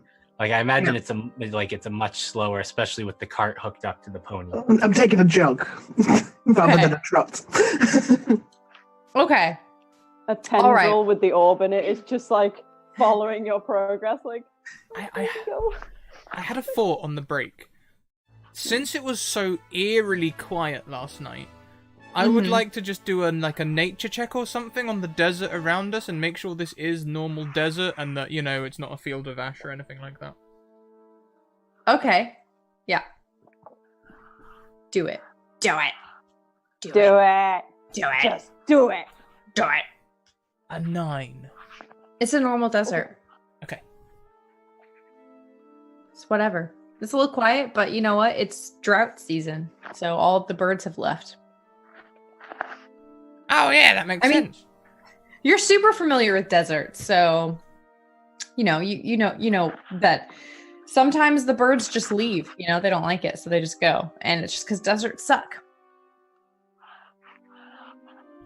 I mean, that's why you left. So, okay, so y'all begin your little procession. Dr. Swarn had told you that it was going to take 2 days, but if you're going at a slower pace, I'll say it'll maybe take like 2.5. Cool. I will be instructing my alchemy jug to make 4 gallons of milk for both us and the baby. That'll do it. It's liquid. We'll do hydration, right? I'm trying to think of how many gallons of milk a baby drinks in a day. I'm sure 4 is fine, right? Let's like- see. If you're having, it's usually about like 4 to 6 bottles, and usually about 8 ounces a bottle. Okay. Okay, how I many don't know ounces what that of is in gallon? gallons. We're on it. Well, you draw the big G, and in the big G there are 4 Qs, and in each of the Q there are 4 Ps, and in each of the... 640 ounces Okay.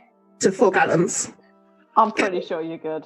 Okay, so This sounds a lot like math. Welcome to the U.S. system of. welcome to the babysitting street. What I want to know is what happens the first time that baby drops, an explosion. Because they do. And everyone in the party will smell it. We'll come to that. Yeah, Oh, come so on. that's a good point. Because is it wearing a nappy or is it just swaddled? It is just swaddled. It's not wearing a nappy. Literally, that shit will be everywhere. I mean, I'm not super I don't necessarily need to make you all role play like Please all don't. It's too the close to my real little life. details of baby rearing, but if you want me to, I'm definitely fine with doing like shit breaks. But if you don't want to go that route, I'll say that you make it to Serenity Pass without any issues. It's a very uneventful, except for the fact that Dr. Sporin appears to literally never shut up. And the baby gets finicky and sometimes you have to stop and it seems to be drinking a lot. How about It's how about we sort of put it behind a curtain? So it happens, but and the party arrives slightly more haggard and disturbed than they were before, but we don't look at it. Exactly. Yeah, exactly. It happens, but we don't need to discuss it. So, as you are approaching this small town, Dr. Sporn is kind of... Sorry, I just wanted to mute myself while I crunched on that chip real fast. Dr. Sorry, Sporn is oddly kind enough, I was just getting a child rearing update.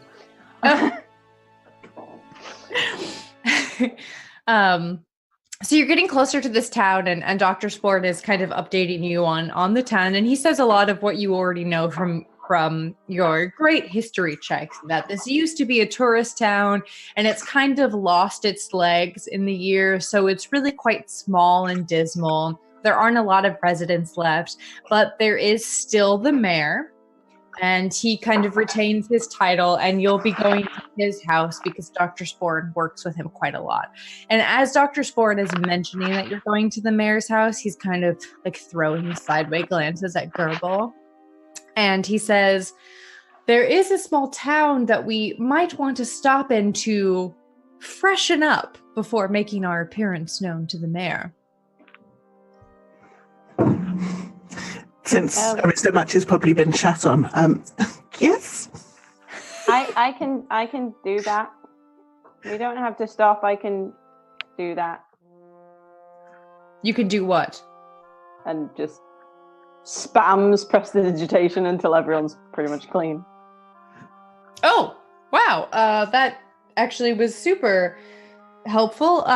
Can you, and he like wiggles his hands, can you something new for this one, points to Gerbil, to wear that aren't desert rags? No,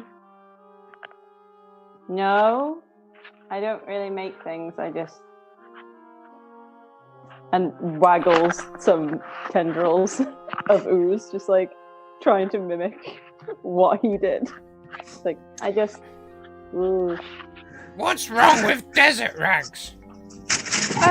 There's nothing wrong with them in the sense that I imagine they've served your purpose well, but I've had this loincloth for nearly 3 years. It's very comfortable. Yes, and that is a bit of the problem. It's just that in the company of fine men, in the company of fine men, one should present themselves better. That's all I'm saying.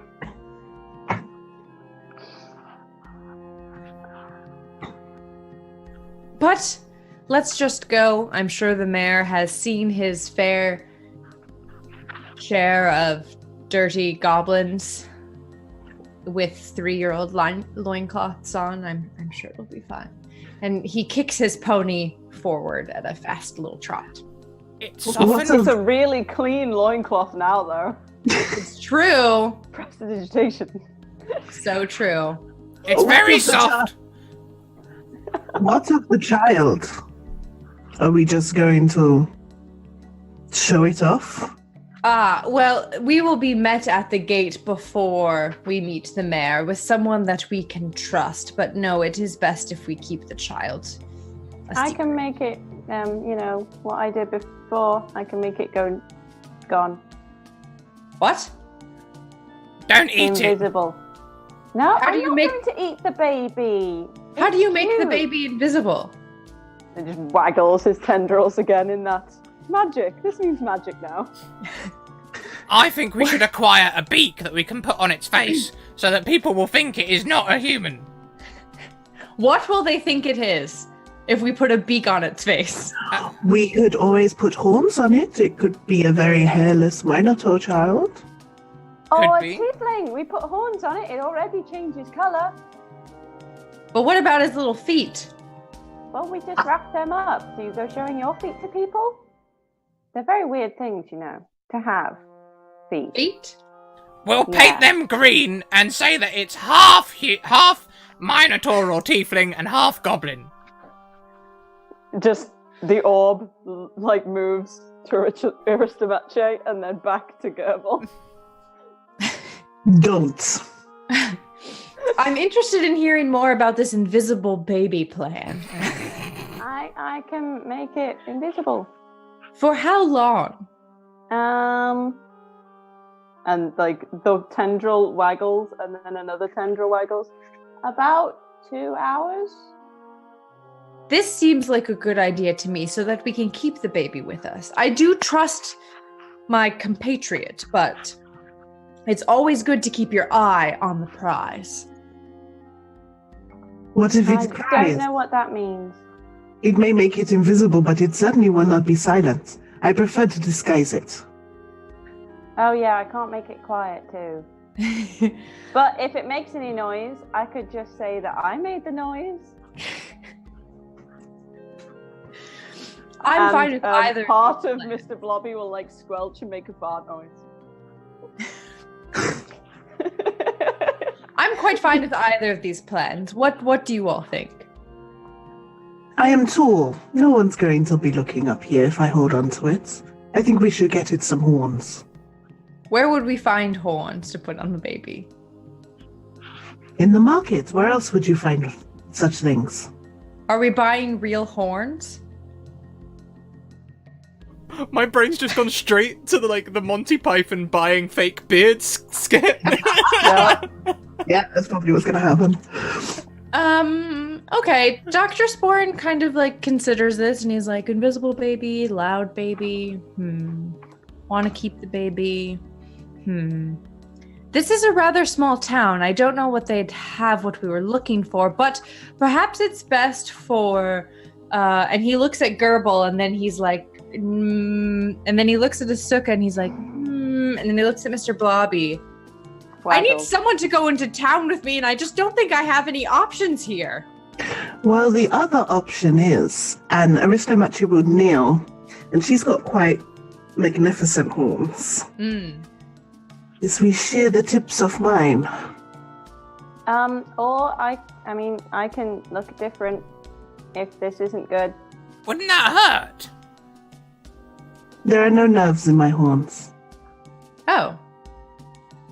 Maybe that's the better option. I just don't know how many horn sellers there will be in this town.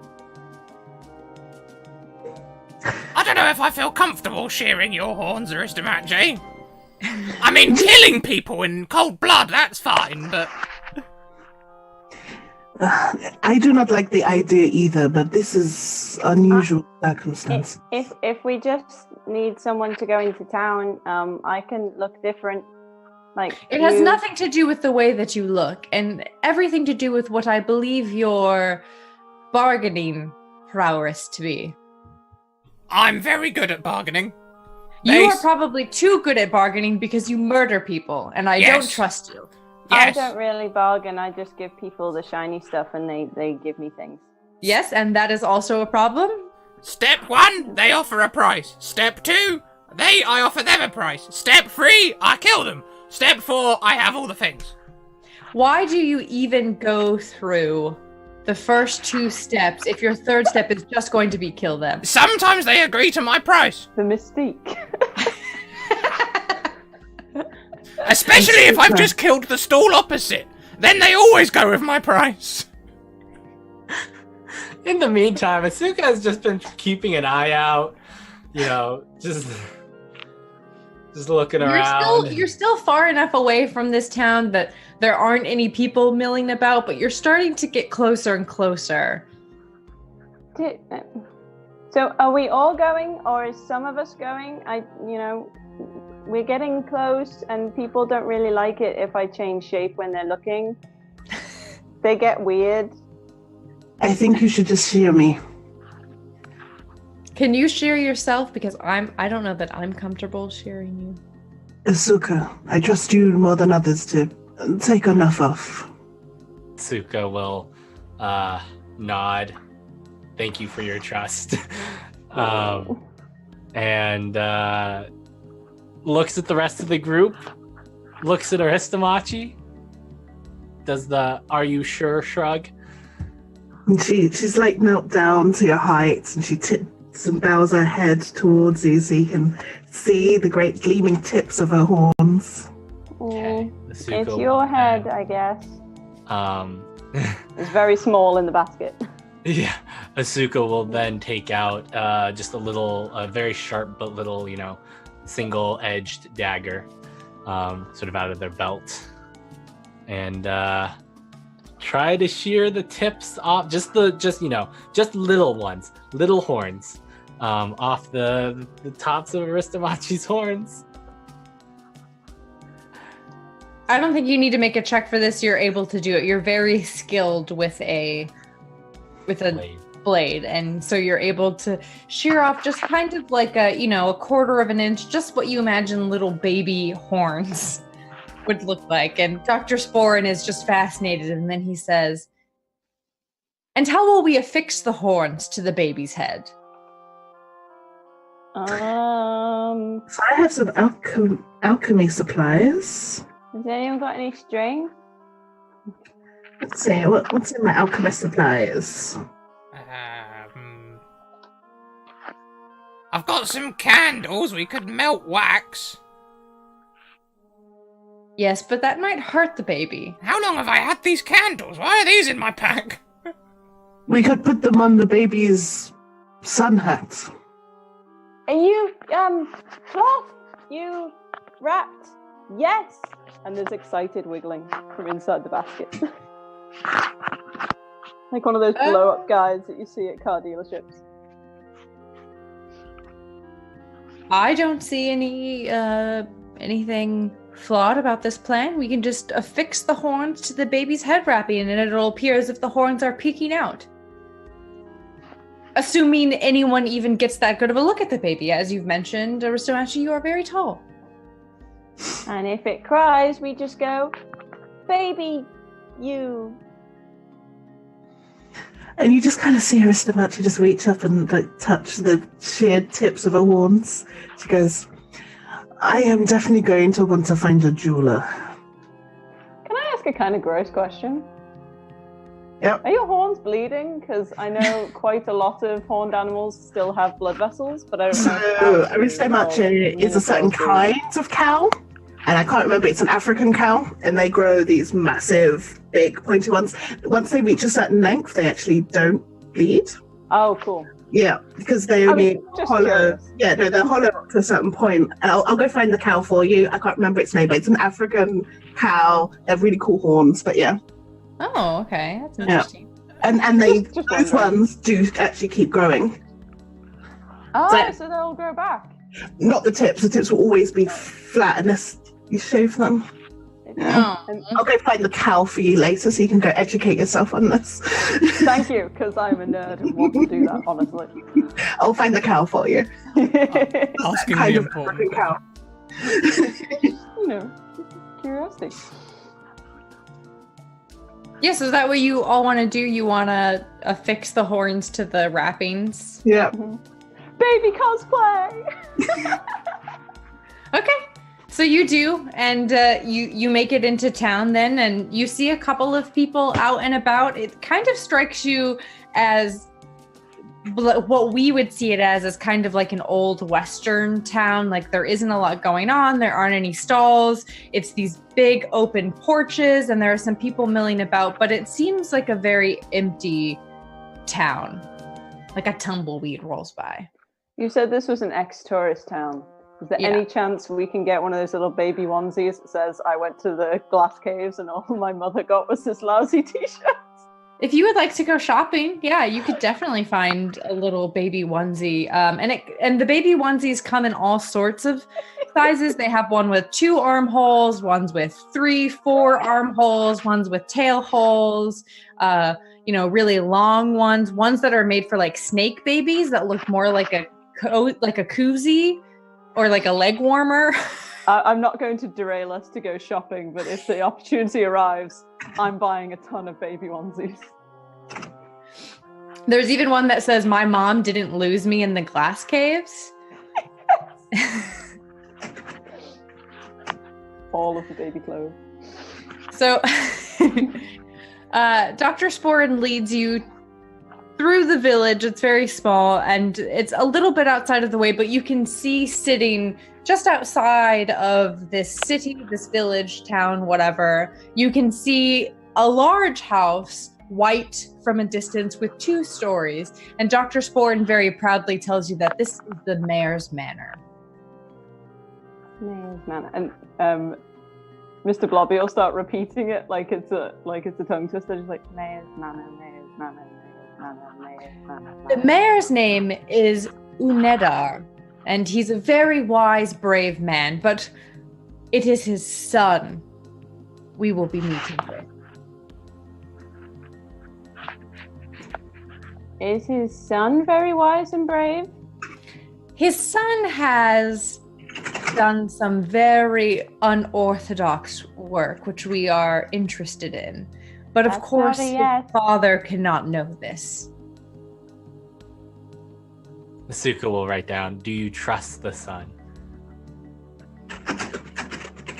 I have worked with him before. He's provided some interesting leads, and he's a bit of a homebody. All he does is read and talk to people through strange message boards that are posted in some of the larger cities. It's all very strange.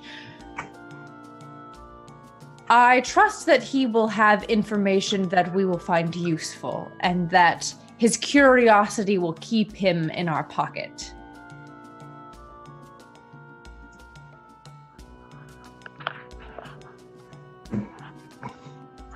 Okie dokie. Asuka will sort of like do the lead the way motion.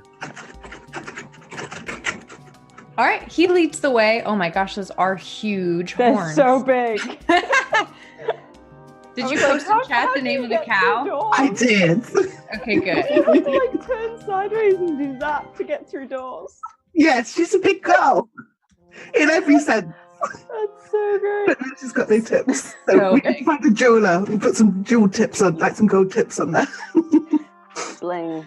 So as you get closer to the manor, you are able to ride right up to the front porch. There are no guards. The house definitely looks like it's been in disrepair for a long while, but it has this kind of stately beauty. It's very large. It has gorgeous big windows all along the first floor and this large wrap-around patio. But you were kind of expecting maybe there to be a little bit more fanfare about the mayor, but there's no one there. No one greets you. There's no one to check who you are. It's almost as if you're just approaching a normal person's home.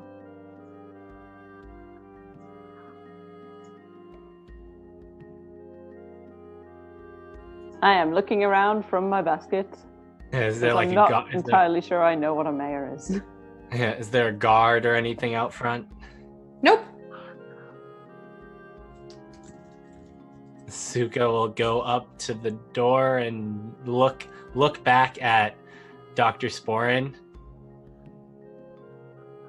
Does Dr. Sporin say anything or make Dr. any- Sporin's like, you can knock if you want. Okay. Asuka will then knock. All right. You knock and you hear from the inside someone go, "Get the door, boy!" And someone else go like, and you hear footsteps, and then the door swings open, and there's a very bored-looking Gith teenager. What? Asuka will step aside and motion for Dr. Sporin to step up. Dr. Sporn will step up and he'll be like, "Ah, Ned, my dear boy, how are you doing?" And Ned, this teenager, will be like, "Dr. Sporn is here, Dad." I'm fine, whatever. Who are all of these people? Who's this one who's really tall, and like who's that little one, and who's that blob? Tendril just out of the basket, like, hi. Hey. I'm Mr. Blobby. Hi, Mr. Wally. I'm Ned. Hi, Ned. Hi, Mr. Bobby. This could go on for a while.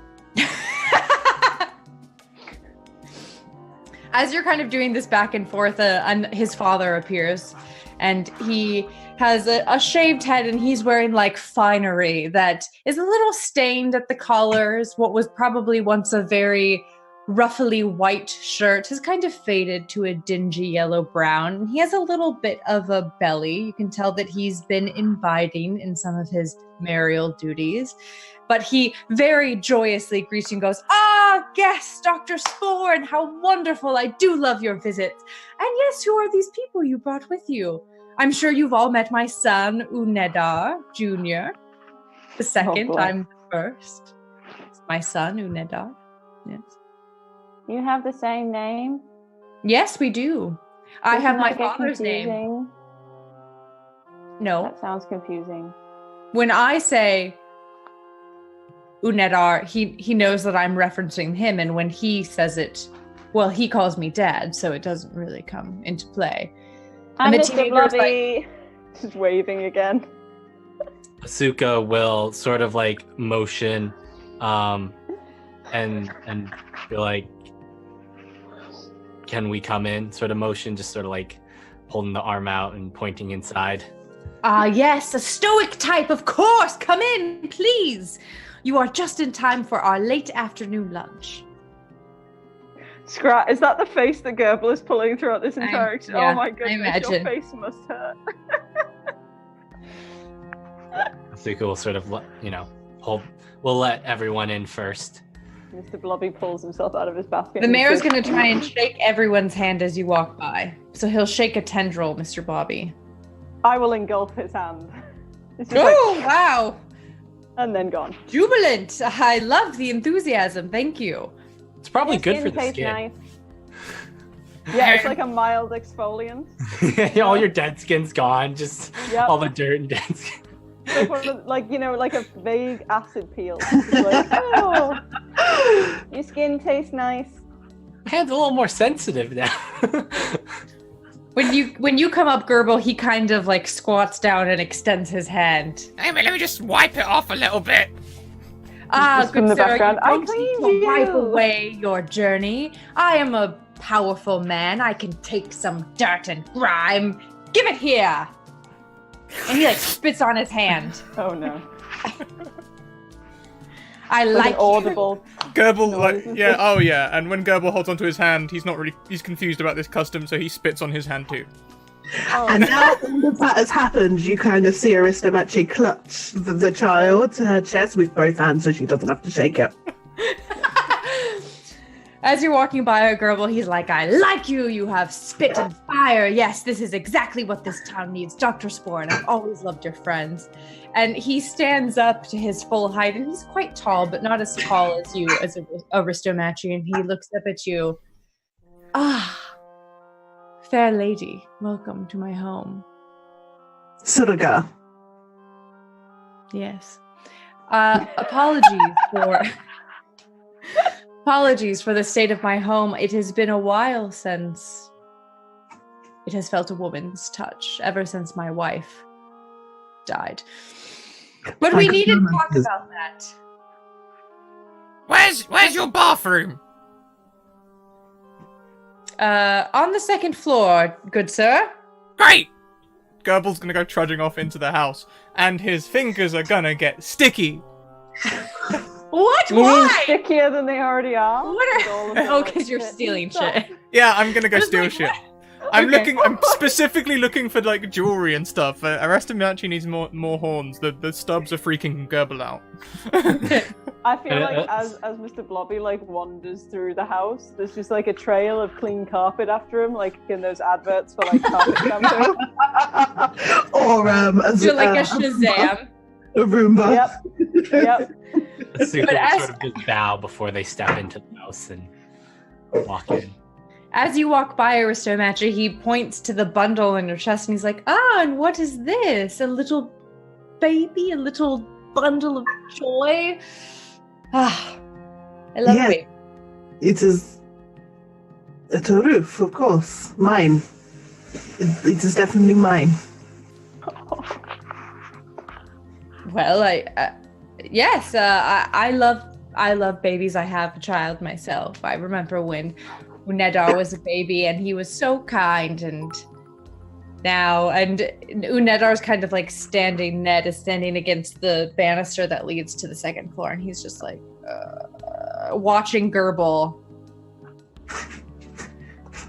Not saying anything, but definitely aware that you're trying to steal shit. Gerbil is very good at stealth, but he's making no effort to be stealthy. He's been invited to this person's home. Surely that means he can help himself, right? Yeah, yeah. Mr. Blobby is preoccupied with cleaning the carpets, to be honest. Dr. Sporin... Oh, go ahead. Oh, yeah. I mean, Asuka's just sort of standing sort of just sort of in bodyguard position behind Aristomachi. Just like slightly back and to the right. Just...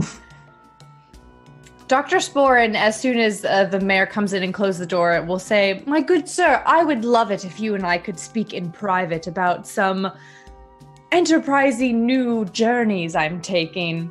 Let my friends take a rest. It's been a hard journey here. You and I shall talk in private." And the mayor's like, "Oh, okay." And as they go up the stairs, Dr. Sporin like looks at you all pointedly, and he's like, Ned, Dr. Ned. And then the two disappear upstairs, and you are left alone downstairs with Ned and all of the mayor's possessions. Oh my.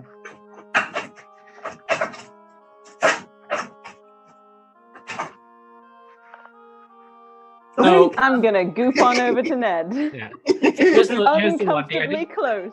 Gerbil would definitely, like, if Gerbil comes back downstairs, Gerbil would probably know that it's in his best interest not to steal shit when Asuka's, like, looking at him to keep that stuff. Did Gerbil find anything on his little excursion? Yeah, so did you go upstairs to find the bathroom? Yeah, or he were you kind of genuinely just- did go to the bathroom, yeah. Like... Okay. Well, in the bathroom, there's like a metal container that has like bobby pins and some pearl earrings. The soap is really fancy. It's like a bar soap that looks like it's one of those ones that you like cut off of a block of bigger soap. So it's kind of like it has some fancy flake designs, and it smells. Nedar shops at Lush. Yeah. Oh, that horrible lush smell of all the smells. All the smells at once. You're just like salted with scents. It smells like sandalwood and moose. You know, it's a very manly smell. Gerbil will take a Moose, bite out like of the that. food or the animal? The animal, yeah. Okay. Gerbil will pick up the soap and take a bite. It tastes gross. Oh! What? What kind of bathroom snack is this? Yeah, and there's hair in it. There's moose hair in it. Oh! Oh, this is awful! Let me do them a Favor, favor. and I'll put that in the toilet. And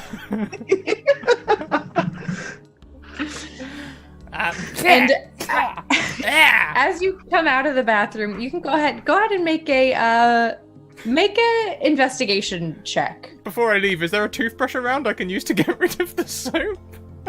No, there Oh, isn't. This is the no. guest bathroom. This is the guest. No. No.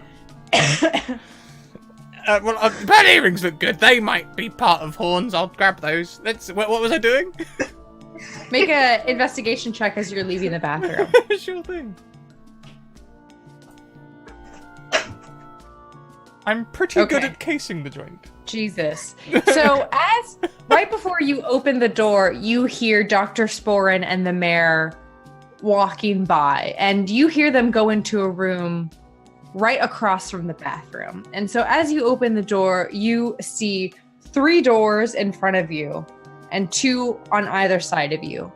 And you guess reasonably that they went into the door right ahead of you, so you can kind of hear their voices. You have 4 rooms that you have not yet explored, if you so choose. I will go through the left door first. The left one next to you or the left one in front of you? So there was 3 doors in front of me and 1 to the left, right? I want to go in the doors adjacent to where they are, so that I can Okay. still hear what they're saying. Okay. So you go into the one on the left, and it appears to be the mayor's bedroom. It has this big, beautiful 4-poster bed, lush carpeting that is like it's so thick, the carpeting, that you like sink. It goes up to your ankles. Like it's just so beautiful. It has a design on it of like a cherub, but it's a goblin cherub. Oh no. Like shooting an arrow. And there's a chest of drawers and a big wardrobe, and then 2 super cool swords above his bed. Are there any little jewelry boxes anywhere? Those usually have the good stuff. Yeah, on top of his chest of drawers, there is a elaborately, beautifully, like, dark oak box. I will go and have a look at that box. You open it, and it's full of cigars. Like, really nice cigars. Oh, that's... Okay, I'll pocket 3 or 4 of them. He won't notice, he's rich. There are mirrors on the ceiling. Oh no. Excellent. I am asking the right questions. Oh no. And now I feel weird about his flirting. He wasn't flirting. He wasn't flirting. He was missing his wife, who's been dead for 10 years. He was too friendly. It sounded like flirting. Yeah. I think he came across as flirting to everyone else. I'd like to look around the rest of the bedroom looking for his ex-wife's stuff. Okay, well, it's not his ex-wife because she's dead, so... Oh, okay, dead wife It's still stuff. an ex-wife.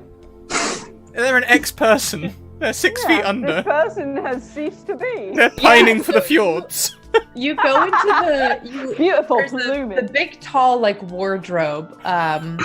It almost reaches the ceiling. Like, it's fucking huge. And you open it, and inside is a full painting of a Gith woman wearing, like, a white flowing dress. And there are smaller paintings of her, like, holding a child. There's, like, kind of a painting that looks like it was her and her husband, like, smiling, like, with their faces really close to one another. There's just kind of all these little, like, portraits around this life-size portrait of her. And all of her clothes are hanging to the side of the portrait. Do any of them look recently worn? My question is, the little paintings, do they have gilt frames? Oh no. Do they have... Have you no shame, girl? They don't. They're just kind of like, they've been, stuck up kind of haphazardly around this. But there are some shoes, some beautiful white silk shoes. And there is a jewelry box that's full of, like, bracelets, bangles, a wedding ring, a pendant that has a lock of hair in it. I'm looking for a substitute horn. That's why I was thinking of the gilt frame, because then, you could just get a couple of hair bands and just attach them on. Put some earrings on it as well. Very pretty. They're doing a terrible thing for a very nice reason. There are, like, a bunch of bangles, but I think You're looking more for, like, thimbles. yeah, I don't know You could that always, there's like, Yeah. melt. Oh, You could melt. candelabras, I think, would be more fitting for it. Oh, well, yeah. Yeah. Oh, You could yeah. always melt Thimble stuff wouldn't down fit. and Could have melt it stuff. cast. I could melt stuff down. You do find, though, a poem. Oh, I better snatch that up. I don't like to waste time casing places reading, so I'll read that later. It's probably got some important quest information or lore on it. Probably worth some XP. Getting And flashbacks to playing. That's really Skyrim. all you find. When you look at his side of the closet, it's just, like, suits, a couple of shoes, a cowboy hat, a really cool belt buckle, Little bolo tie. a collection of bolo ties that are hung. I'll come here. No, this isn't doing any good. I'll try somewhere else. Are there Okay, any just- candelabras around? Because that's a very good point. Yeah, so I will say that you'll eventually case all of the rooms, and you can pick up like a collection of kind of jewelry, boxes, some keys. There's a key to the city that's like in a glass case that you can take if you want, and you do find a candelabra that it's a burnished silver, and each of like, so it has the part where the candle goes, each like candle mouth. Yeah. Mount. Candle mount. Someone needs to get like an anatomy of objects book done. Perfect! Right. I found exactly what you were going to give me a description of the mount. I'm sorry, I don't want to talk. Yeah, it has like this like very beautiful like little delicate detailing like where the candle sits. So it's all like plain, and then there's kind of this ring of really beautiful work done. Perfect. And is it like, does it have like a thin stem that goes to the main base or something like that? Yeah, it's like, it looks like Lumiere from Beauty and the Beast. Fantastic. I'll snap off the two sides, turn them upside down, and then they should fit over the horns pretty well, and I'll put earrings on the ends of the little snapped off bits, and I'll bring them downstairs proudly. This is like weirdly heartwarming. Okay. So the rest of you have been left in the downstairs area with this teenager who's just leaning against the banister staring at you. I have moved towards Ned and am now like leaning against his side. You know, like the overly affectionate dog that drools in your lap. Okay. Just kind of like, hi. He's like, so like, what are you guys doing here? Visiting, obviously. Okay, but like, why? Is this not a scientific interest? tourist destination? I mean, like, trying to deceive, sort of. Well, you're not wrong. It is science. He looks at you, Aristomachi, and he's like, there haven't been like tourists here for like forever because like the caves suck. They're like so boring. You have to like wear special shoes and you can't even touch anything, and like almost all of it is roped off because it's like jagged and dangerous. So like whatever. Special shoes. I don't have feet. Is there a special sack? I don't know. I'm not. It's okay. I have a basket. I'm not the cave meister, you know. I don't like. I'm not in charge of the caves. What are you in charge of? Like nothing, because my dad doesn't trust me. Like, I was doing this school project on like mythical beings and stuff, and he told me that was like a waste of time and I should be like studying business, but I'm not interested in business. There's no business in the town. I'm interested in like cultures and like traveling and like I've traveled a lot. There's a lot to see. Mm-hmm. So we'll start writing down on a piece of paper. What do you know about humans? Slide it across. He looks at it and you can tell that he's trying not to look interested in your question.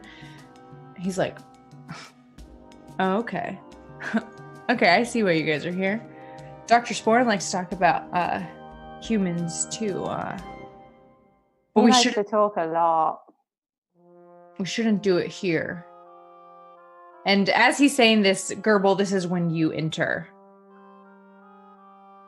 I'll have put the candelabra in my pack for later. People don't like it when I take their stuff and then I have to kill them, and my party doesn't like that, and I don't want to upset anyone. Smart job. He looks at all of you and he's like, I can take you to like the back where I have like my workshop if you guys want to like go there.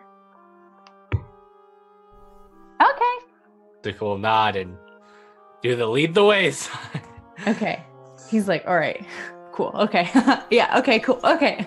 Cool. Yeah. Yeah. Cool. And he runs out the back door. I flop over when he moves. He doesn't even notice. He tears through the house and he goes out the back door and he takes you through the garden, and you see there's like a wooden door in the ground, almost like a storm cellar. Yeah? Are there any interesting plants in the garden? So it's a desert climate, so they grow like Cacti. cucumbers and sweet potatoes and cactuses And succulents. Any and succulents. any that I've not seen before?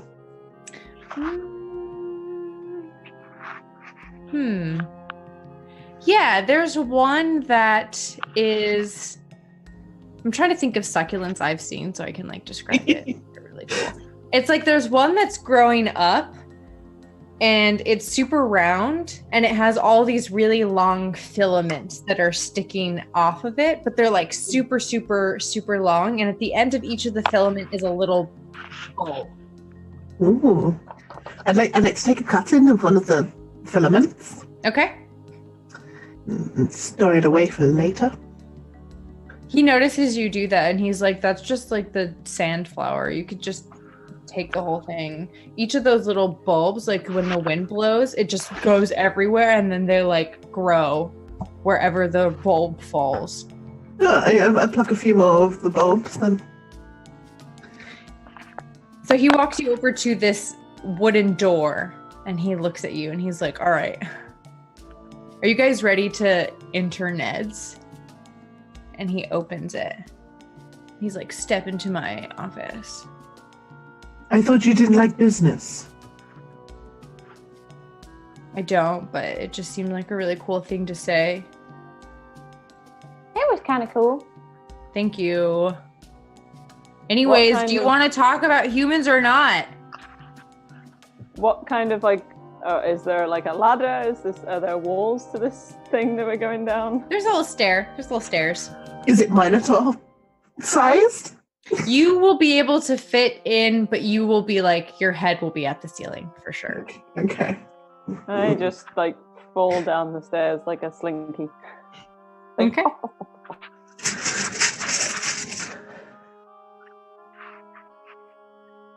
They're very clean stairs now. Gerbil, Asuka, do you go down the stairs? Yeah, Yeah. we do. Yeah. I think. So you step in, he steps behind you and pulls it closed. And as soon as he pulls it closed, he grabs a lantern that he keeps at the top step and lights it.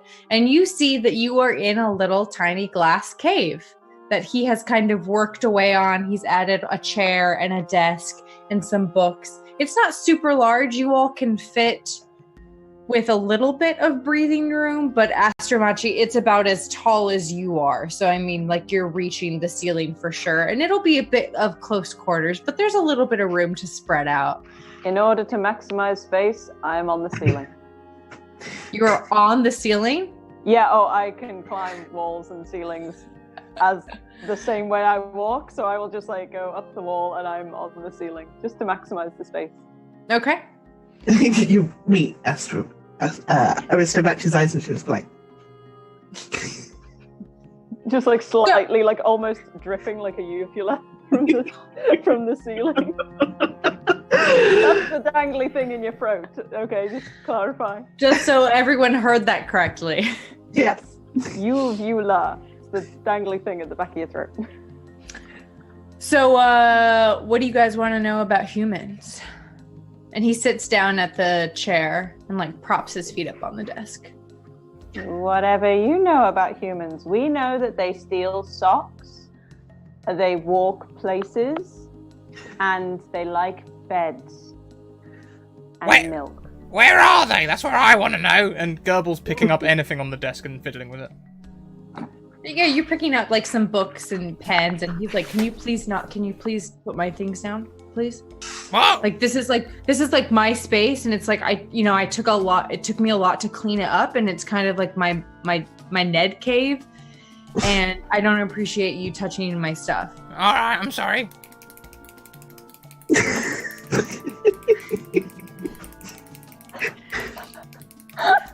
He looks at you, Mr. Blobby, and he says, I mean, like, some of the stuff you're saying is totally true. They do like socks. They do walk around. And they do like beds. So, like, you are kind of half right. But a lot of what we know about humans is just pure speculation. You know, it's like the stories that you grew up hearing about dwarfs, you know, and gnomies. They're just fairy tales. They don't really tell stories where I'm from. It's more like, get to work. You know. Yeah, I totally understand that. My dad is always telling me to get to work, and it's like, dude, chill. You know? So, say someone wanted to go chase a fairy tale. Where would one start? Well, and he rifles around on his desk and he pulls out some sheafs of paper. You know, a lot of this stuff is just all hearsay. It's just things that people say that they've seen. You know, there's no real research on it. But I think that there is some truth to these tales because they all have similarities. You know, it's like if you read like some of the old myths from like way back in the day, like all of the humans all look the same no matter where they are in the world. And it's like if they didn't all look the same, you know, then it could be because it's true. You know, if all cultures have stories of humans, then like, hello, humans. So, you know? where would we Right. find some? There are a lot of sightings near running water. So we can reasonably assume that humans are really thirsty. Or they're semi-aquatic. We know they don't have a lot of hair. I said So that. the semi-aquatic thing makes sense. They're very slippery looking, you know? According to the rumors. I do know that there's a place in Athos called the Alki Hole, and it's a known place for human hunters to hang out. They're attracted to alcohol. That's the name of the place, yeah, the Alki Hole. I totally just got that. Yep. I think we needed Goebbels' voice to get there. It's just like, okay.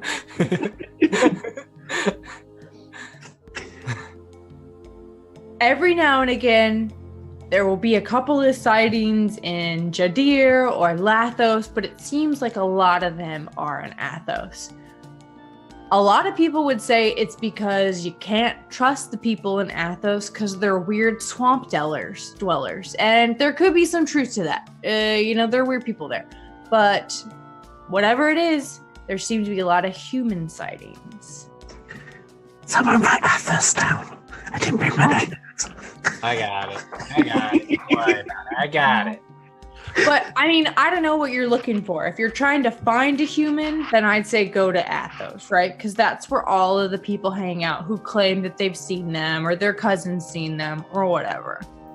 If you want to know more about lore, like, you know, the mythology of humans or like what we claim to know about them, I would go to the grand and glorious library of Jadir. It's really grand and really glorious. Yeah, so Things I mean, they tend to be. they have a ton of books, and they'll probably have something that might point you in a good direction. What is it about alcohol that you think attracts them? Why do you think they like it? Well, the Alki Hall is just like a known, you know, human hunting bar. It's just like where all the human hunters hang out. Any of the one, you know, they're like looking for humans or anything that doesn't exist. These are the type of people who like believe in aliens, you know, who like believe in like mole people. You know what I'm talking about? Like they totally believe in like ghosts, you know, like what I'm talking about. Like they totally believe in like.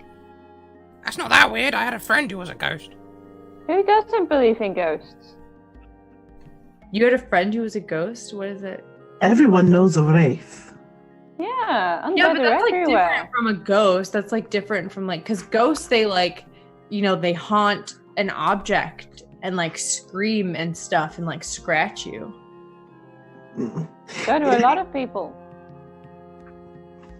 It sounds like you guys are really gonna fit in with the alcohol crew.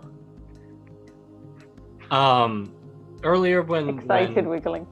people were doing their when they were doing their history check, you mentioned that there had been like an abandoned city discovered in the glass caves or something like that? No. Dr. Sporin had said that where he had found the human, the little baby, it looked like there had been some type of encampment there that had been left behind. Okay. Then Isiga will sort of just write down, how far have the glass caves been explored? Well, I don't know. That's like probably more a question for like my dad because he's like the mayor of the town and he knows all this stuff, but they just closed a bunch of it off. Like there's only certain parts that you can access as a tourist. And I know that it's not that deep because they don't want anyone to get lost, but there are like rumors that the caves go everywhere under this city. And like there's swiveling of the blob, kind of looking around at the very obvious tiny glass cave we're in, like, yeah. I mean, this is just like one that I found in my backyard and I decided to make into my sweet Ned cave. But the other ones are bigger. It's not that sweet. It tastes like dirt. Okay, but it's like you gotta carve your own space out, you know? And I only have so much that I can work with. God. I think it's lovely. And Gerbil will put down the pen that he's broken and there's ink all over his hands.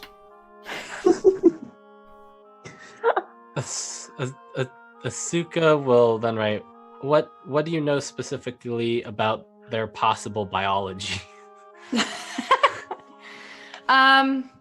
He's gonna read your question and then kind of like look at you all and be like, why are you asking so many really weird questions about something that like doesn't even exist? As you said, we would fit with the alcohol crew. We're really weird. Mr. Sporin said some interesting things, and we thought you're his friend and he knows a lot of things, so we thought we'd ask you a lot of things so that we could know all the things that you two know too. All right, I'm just gonna do a quick roll here. Luckily the baby is still very quiet and it kind of is like, but isn't making a noise. It is happy being swaddled by a cow. Mm-hmm. It's happy. It's really warm. How did you all like meet Dr. Sporin? Because I only know him because he like hangs out with my dad and has clearance to like search the caves or whatever. But how did you all meet him? Because you don't look like doctors. There were a couple of people who were trying to frighten him and, you know, steal his stuff, and we stopped them. Oh, and so then you we guys are started talking, and he talks a lot, and he says interesting things sometimes. So you guys are like adventurers. I like seeing things, yeah. Let's go with that. Okay, so you like want to I'm more of a tourist. You want to like go see the swamp? You want to go see Athos and it's like weird swamps? You know, like Athos is just all swamps, right? Would I have gone anywhere near Athos on my way from Jadir to Mysia? You wouldn't have needed to, because Athos is on the east coast. Okay, then no, I've never been there. I can't remember the geography.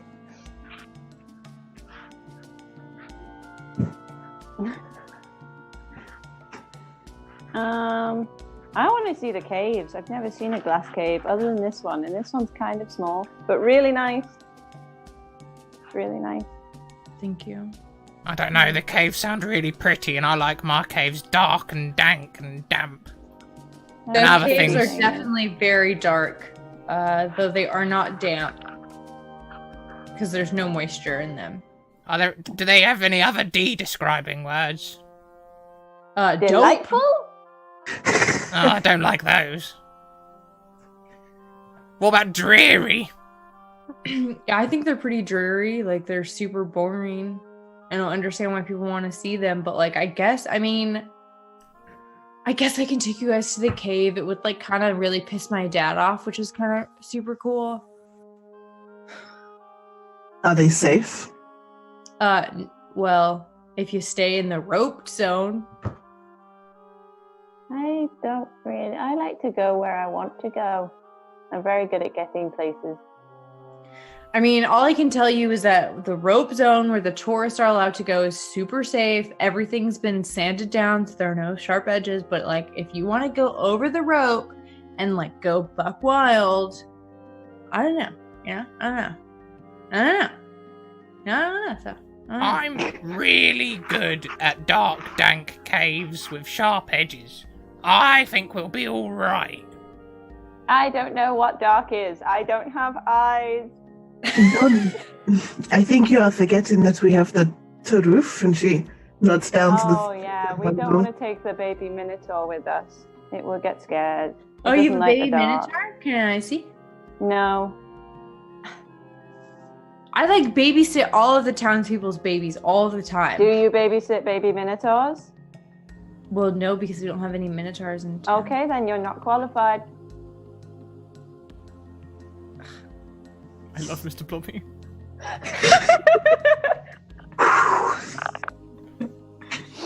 Mr. Blobby gets it. Like I say, though, I'm really, really good at caves, so if we want the baby to be safe, we could just swaddle it to me. Buka vigorously shakes their head. Or not. I do believe it's safer up here with me. I think it would be safer in me. What? I carry lots of stuff. Just like droops down a bit further and like things move closer to the surface. So you see like quite a lot of gold just kind of swimming. The occasional like there's a wand and a ring in there as well, and they just kind of back up into the main body. Like I carry things. Yes, but it also needs to breathe. No, I just meant that would be safer than Gurble. That was a loud whisper. It's true. And you know, we could give it a straw. Does it know? I don't think it knows how to use a straw yet. I was trying to be funny. And it just curls back up to the ceiling. Oh. The baby starts to stir, and you can feel that this is a little different of a stir. It's waking up, and it's hungry. Feeding time, I think. Do you have somewhere quiet and private that I can feed it? You are in my cave. I prefer no audience if you don't mind. Oh, we can all go if you want us to. And like literally like a tendril drops down and starts prodding at the back of Ned's head. We can go. We can leave you because no one wants to see that. Come okay, on. I mean, this is my space, so just like don't get milk on anything. That's rude. Flicks him in the back of the head. It's not rude. This is my space. And he'll start upstairs. He'll start to ascend the stairs, and he's like, will you knock when you're done so I can just, and then you can let me.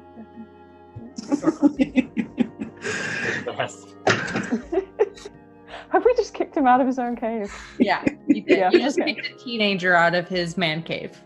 Yep. I'm fine with that. Is the rest of the group leaving? Gerble's making to leave. Yeah, like Aristomache asked for private, and Gerbil knows that a good ruse needs full buy-in from the whole party.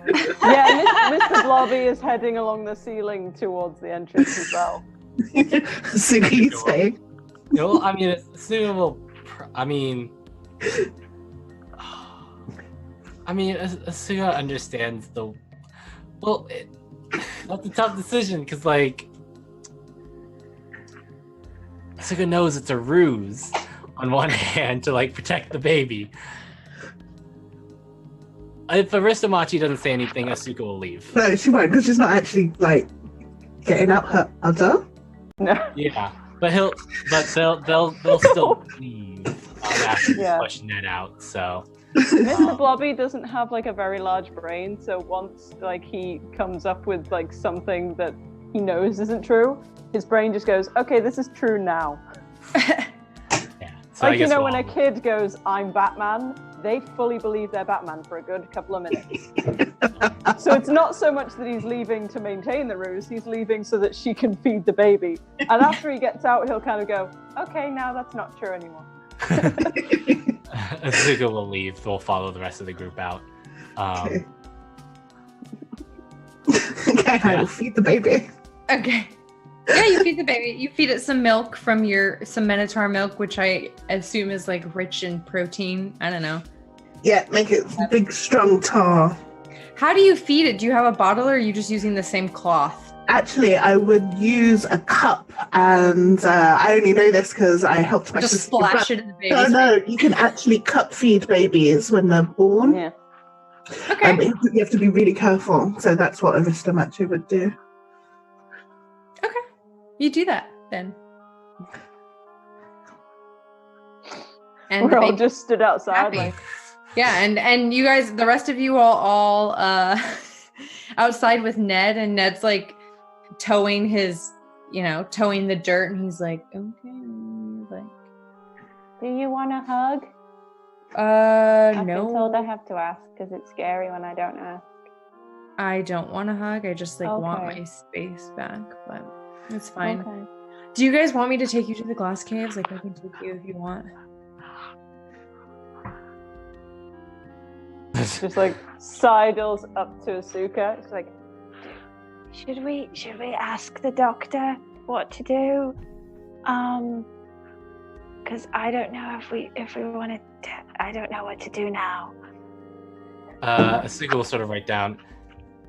How long do you think the doctor will be speaking to your dad? Your father? Well, I don't know what they're talking about, but they both can talk for like ever. But we could just go interrupt them if you guys want. I do it all the time. I don't care.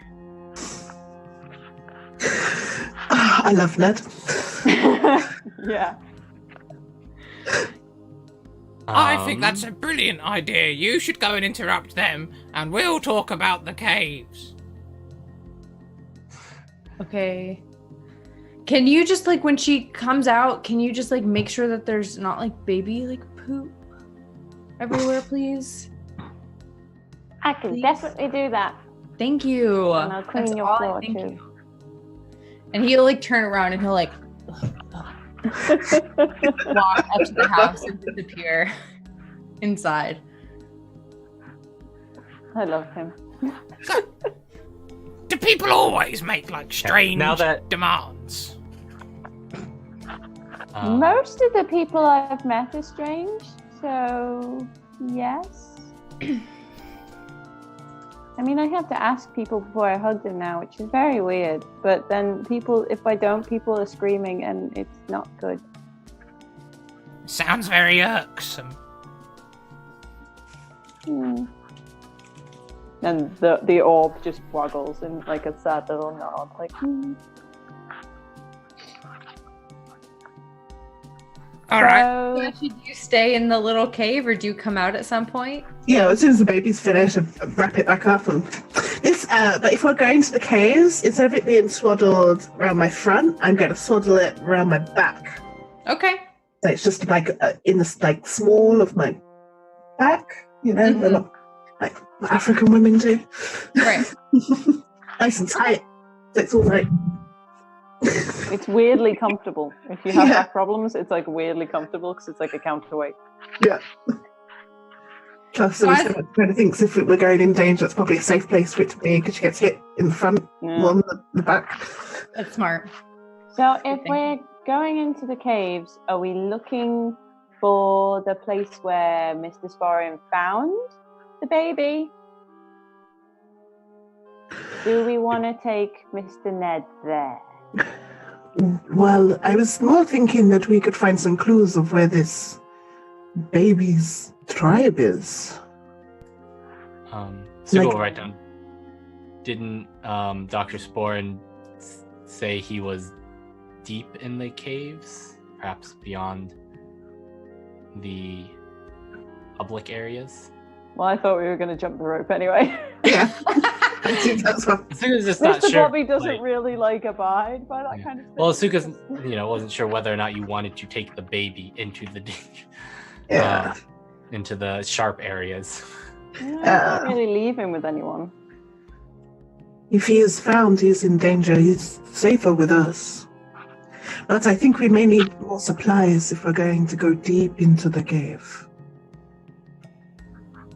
We could use some, sorry. No, just right. I mean, just right. Do we want to wait for Dr. Sporin? The man is useless. He is. He's kind of loud. We could go to the market and try and grab some items of spider climb or something like that, so that there's less chance that the hooves and the man and the boots will get fallen over. That is a good point. I am quite hoofed. Okay. But I can fall slowly. Same! And a little tendril comes up for a high five. She will high five you with her 3 fingers. There is an imprint on the tendril for a moment until it... Oh yeah, hang on a minute. I got some things from inside as well. And I'll pull out the poem and give that to Asuka. And I'll pull out the candelabra things with Nitticus and be like, I got you some horn tips. And every time after we look at them, Double, where did you get those? I acquired them using my professional skills. Mr. Blobby just makes a really high-pitched noise and will scooch over to hug Gerbil. And yeah, it's like being stood inside of a bouncy castle as it inflates with it all just coming around you. Asuka looks at the poem. The poem, it's not quite complete, and it's just it starts out and it's my dear wife, you were always so nice. It's been a long time. And I just... And then it trails off. Oh my You go goodness. look at Gerbil and tilt their head. And their glowy eyes go a little squinty. Just Still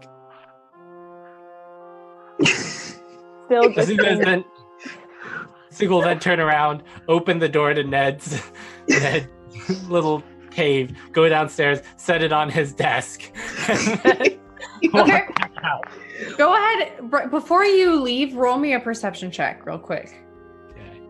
I have still engulfed Gerbil's lower half. I cannot roll. I cannot roll. You put this letter, this note on Ned's desk, and then you leave. And what you didn't realize, and it's too late. It's like the camera in a horror movie is gonna say, stay on this letter for a little bit, is that the poem is written on the back of a new drawing of Ned's mom.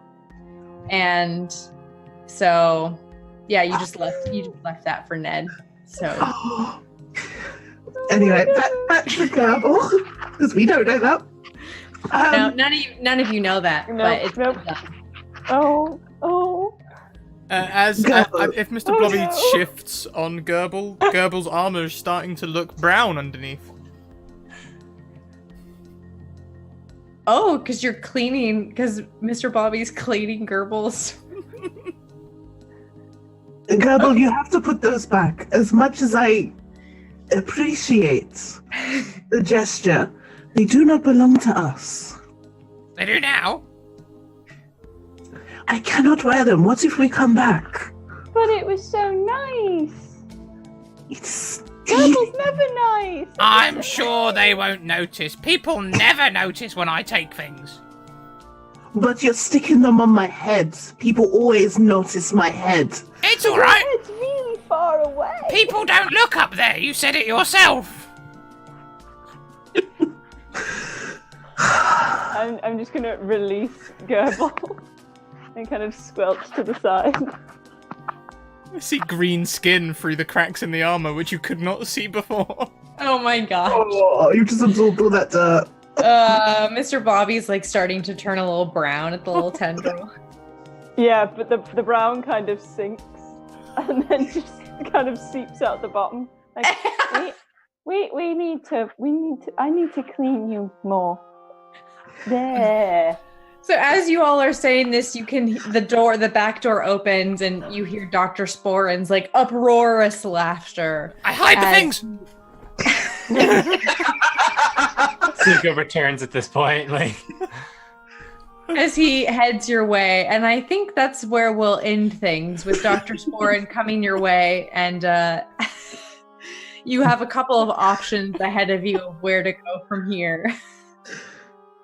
Oh my days. And maybe next episode we'll revisit Ned as he is traumatized. Oh.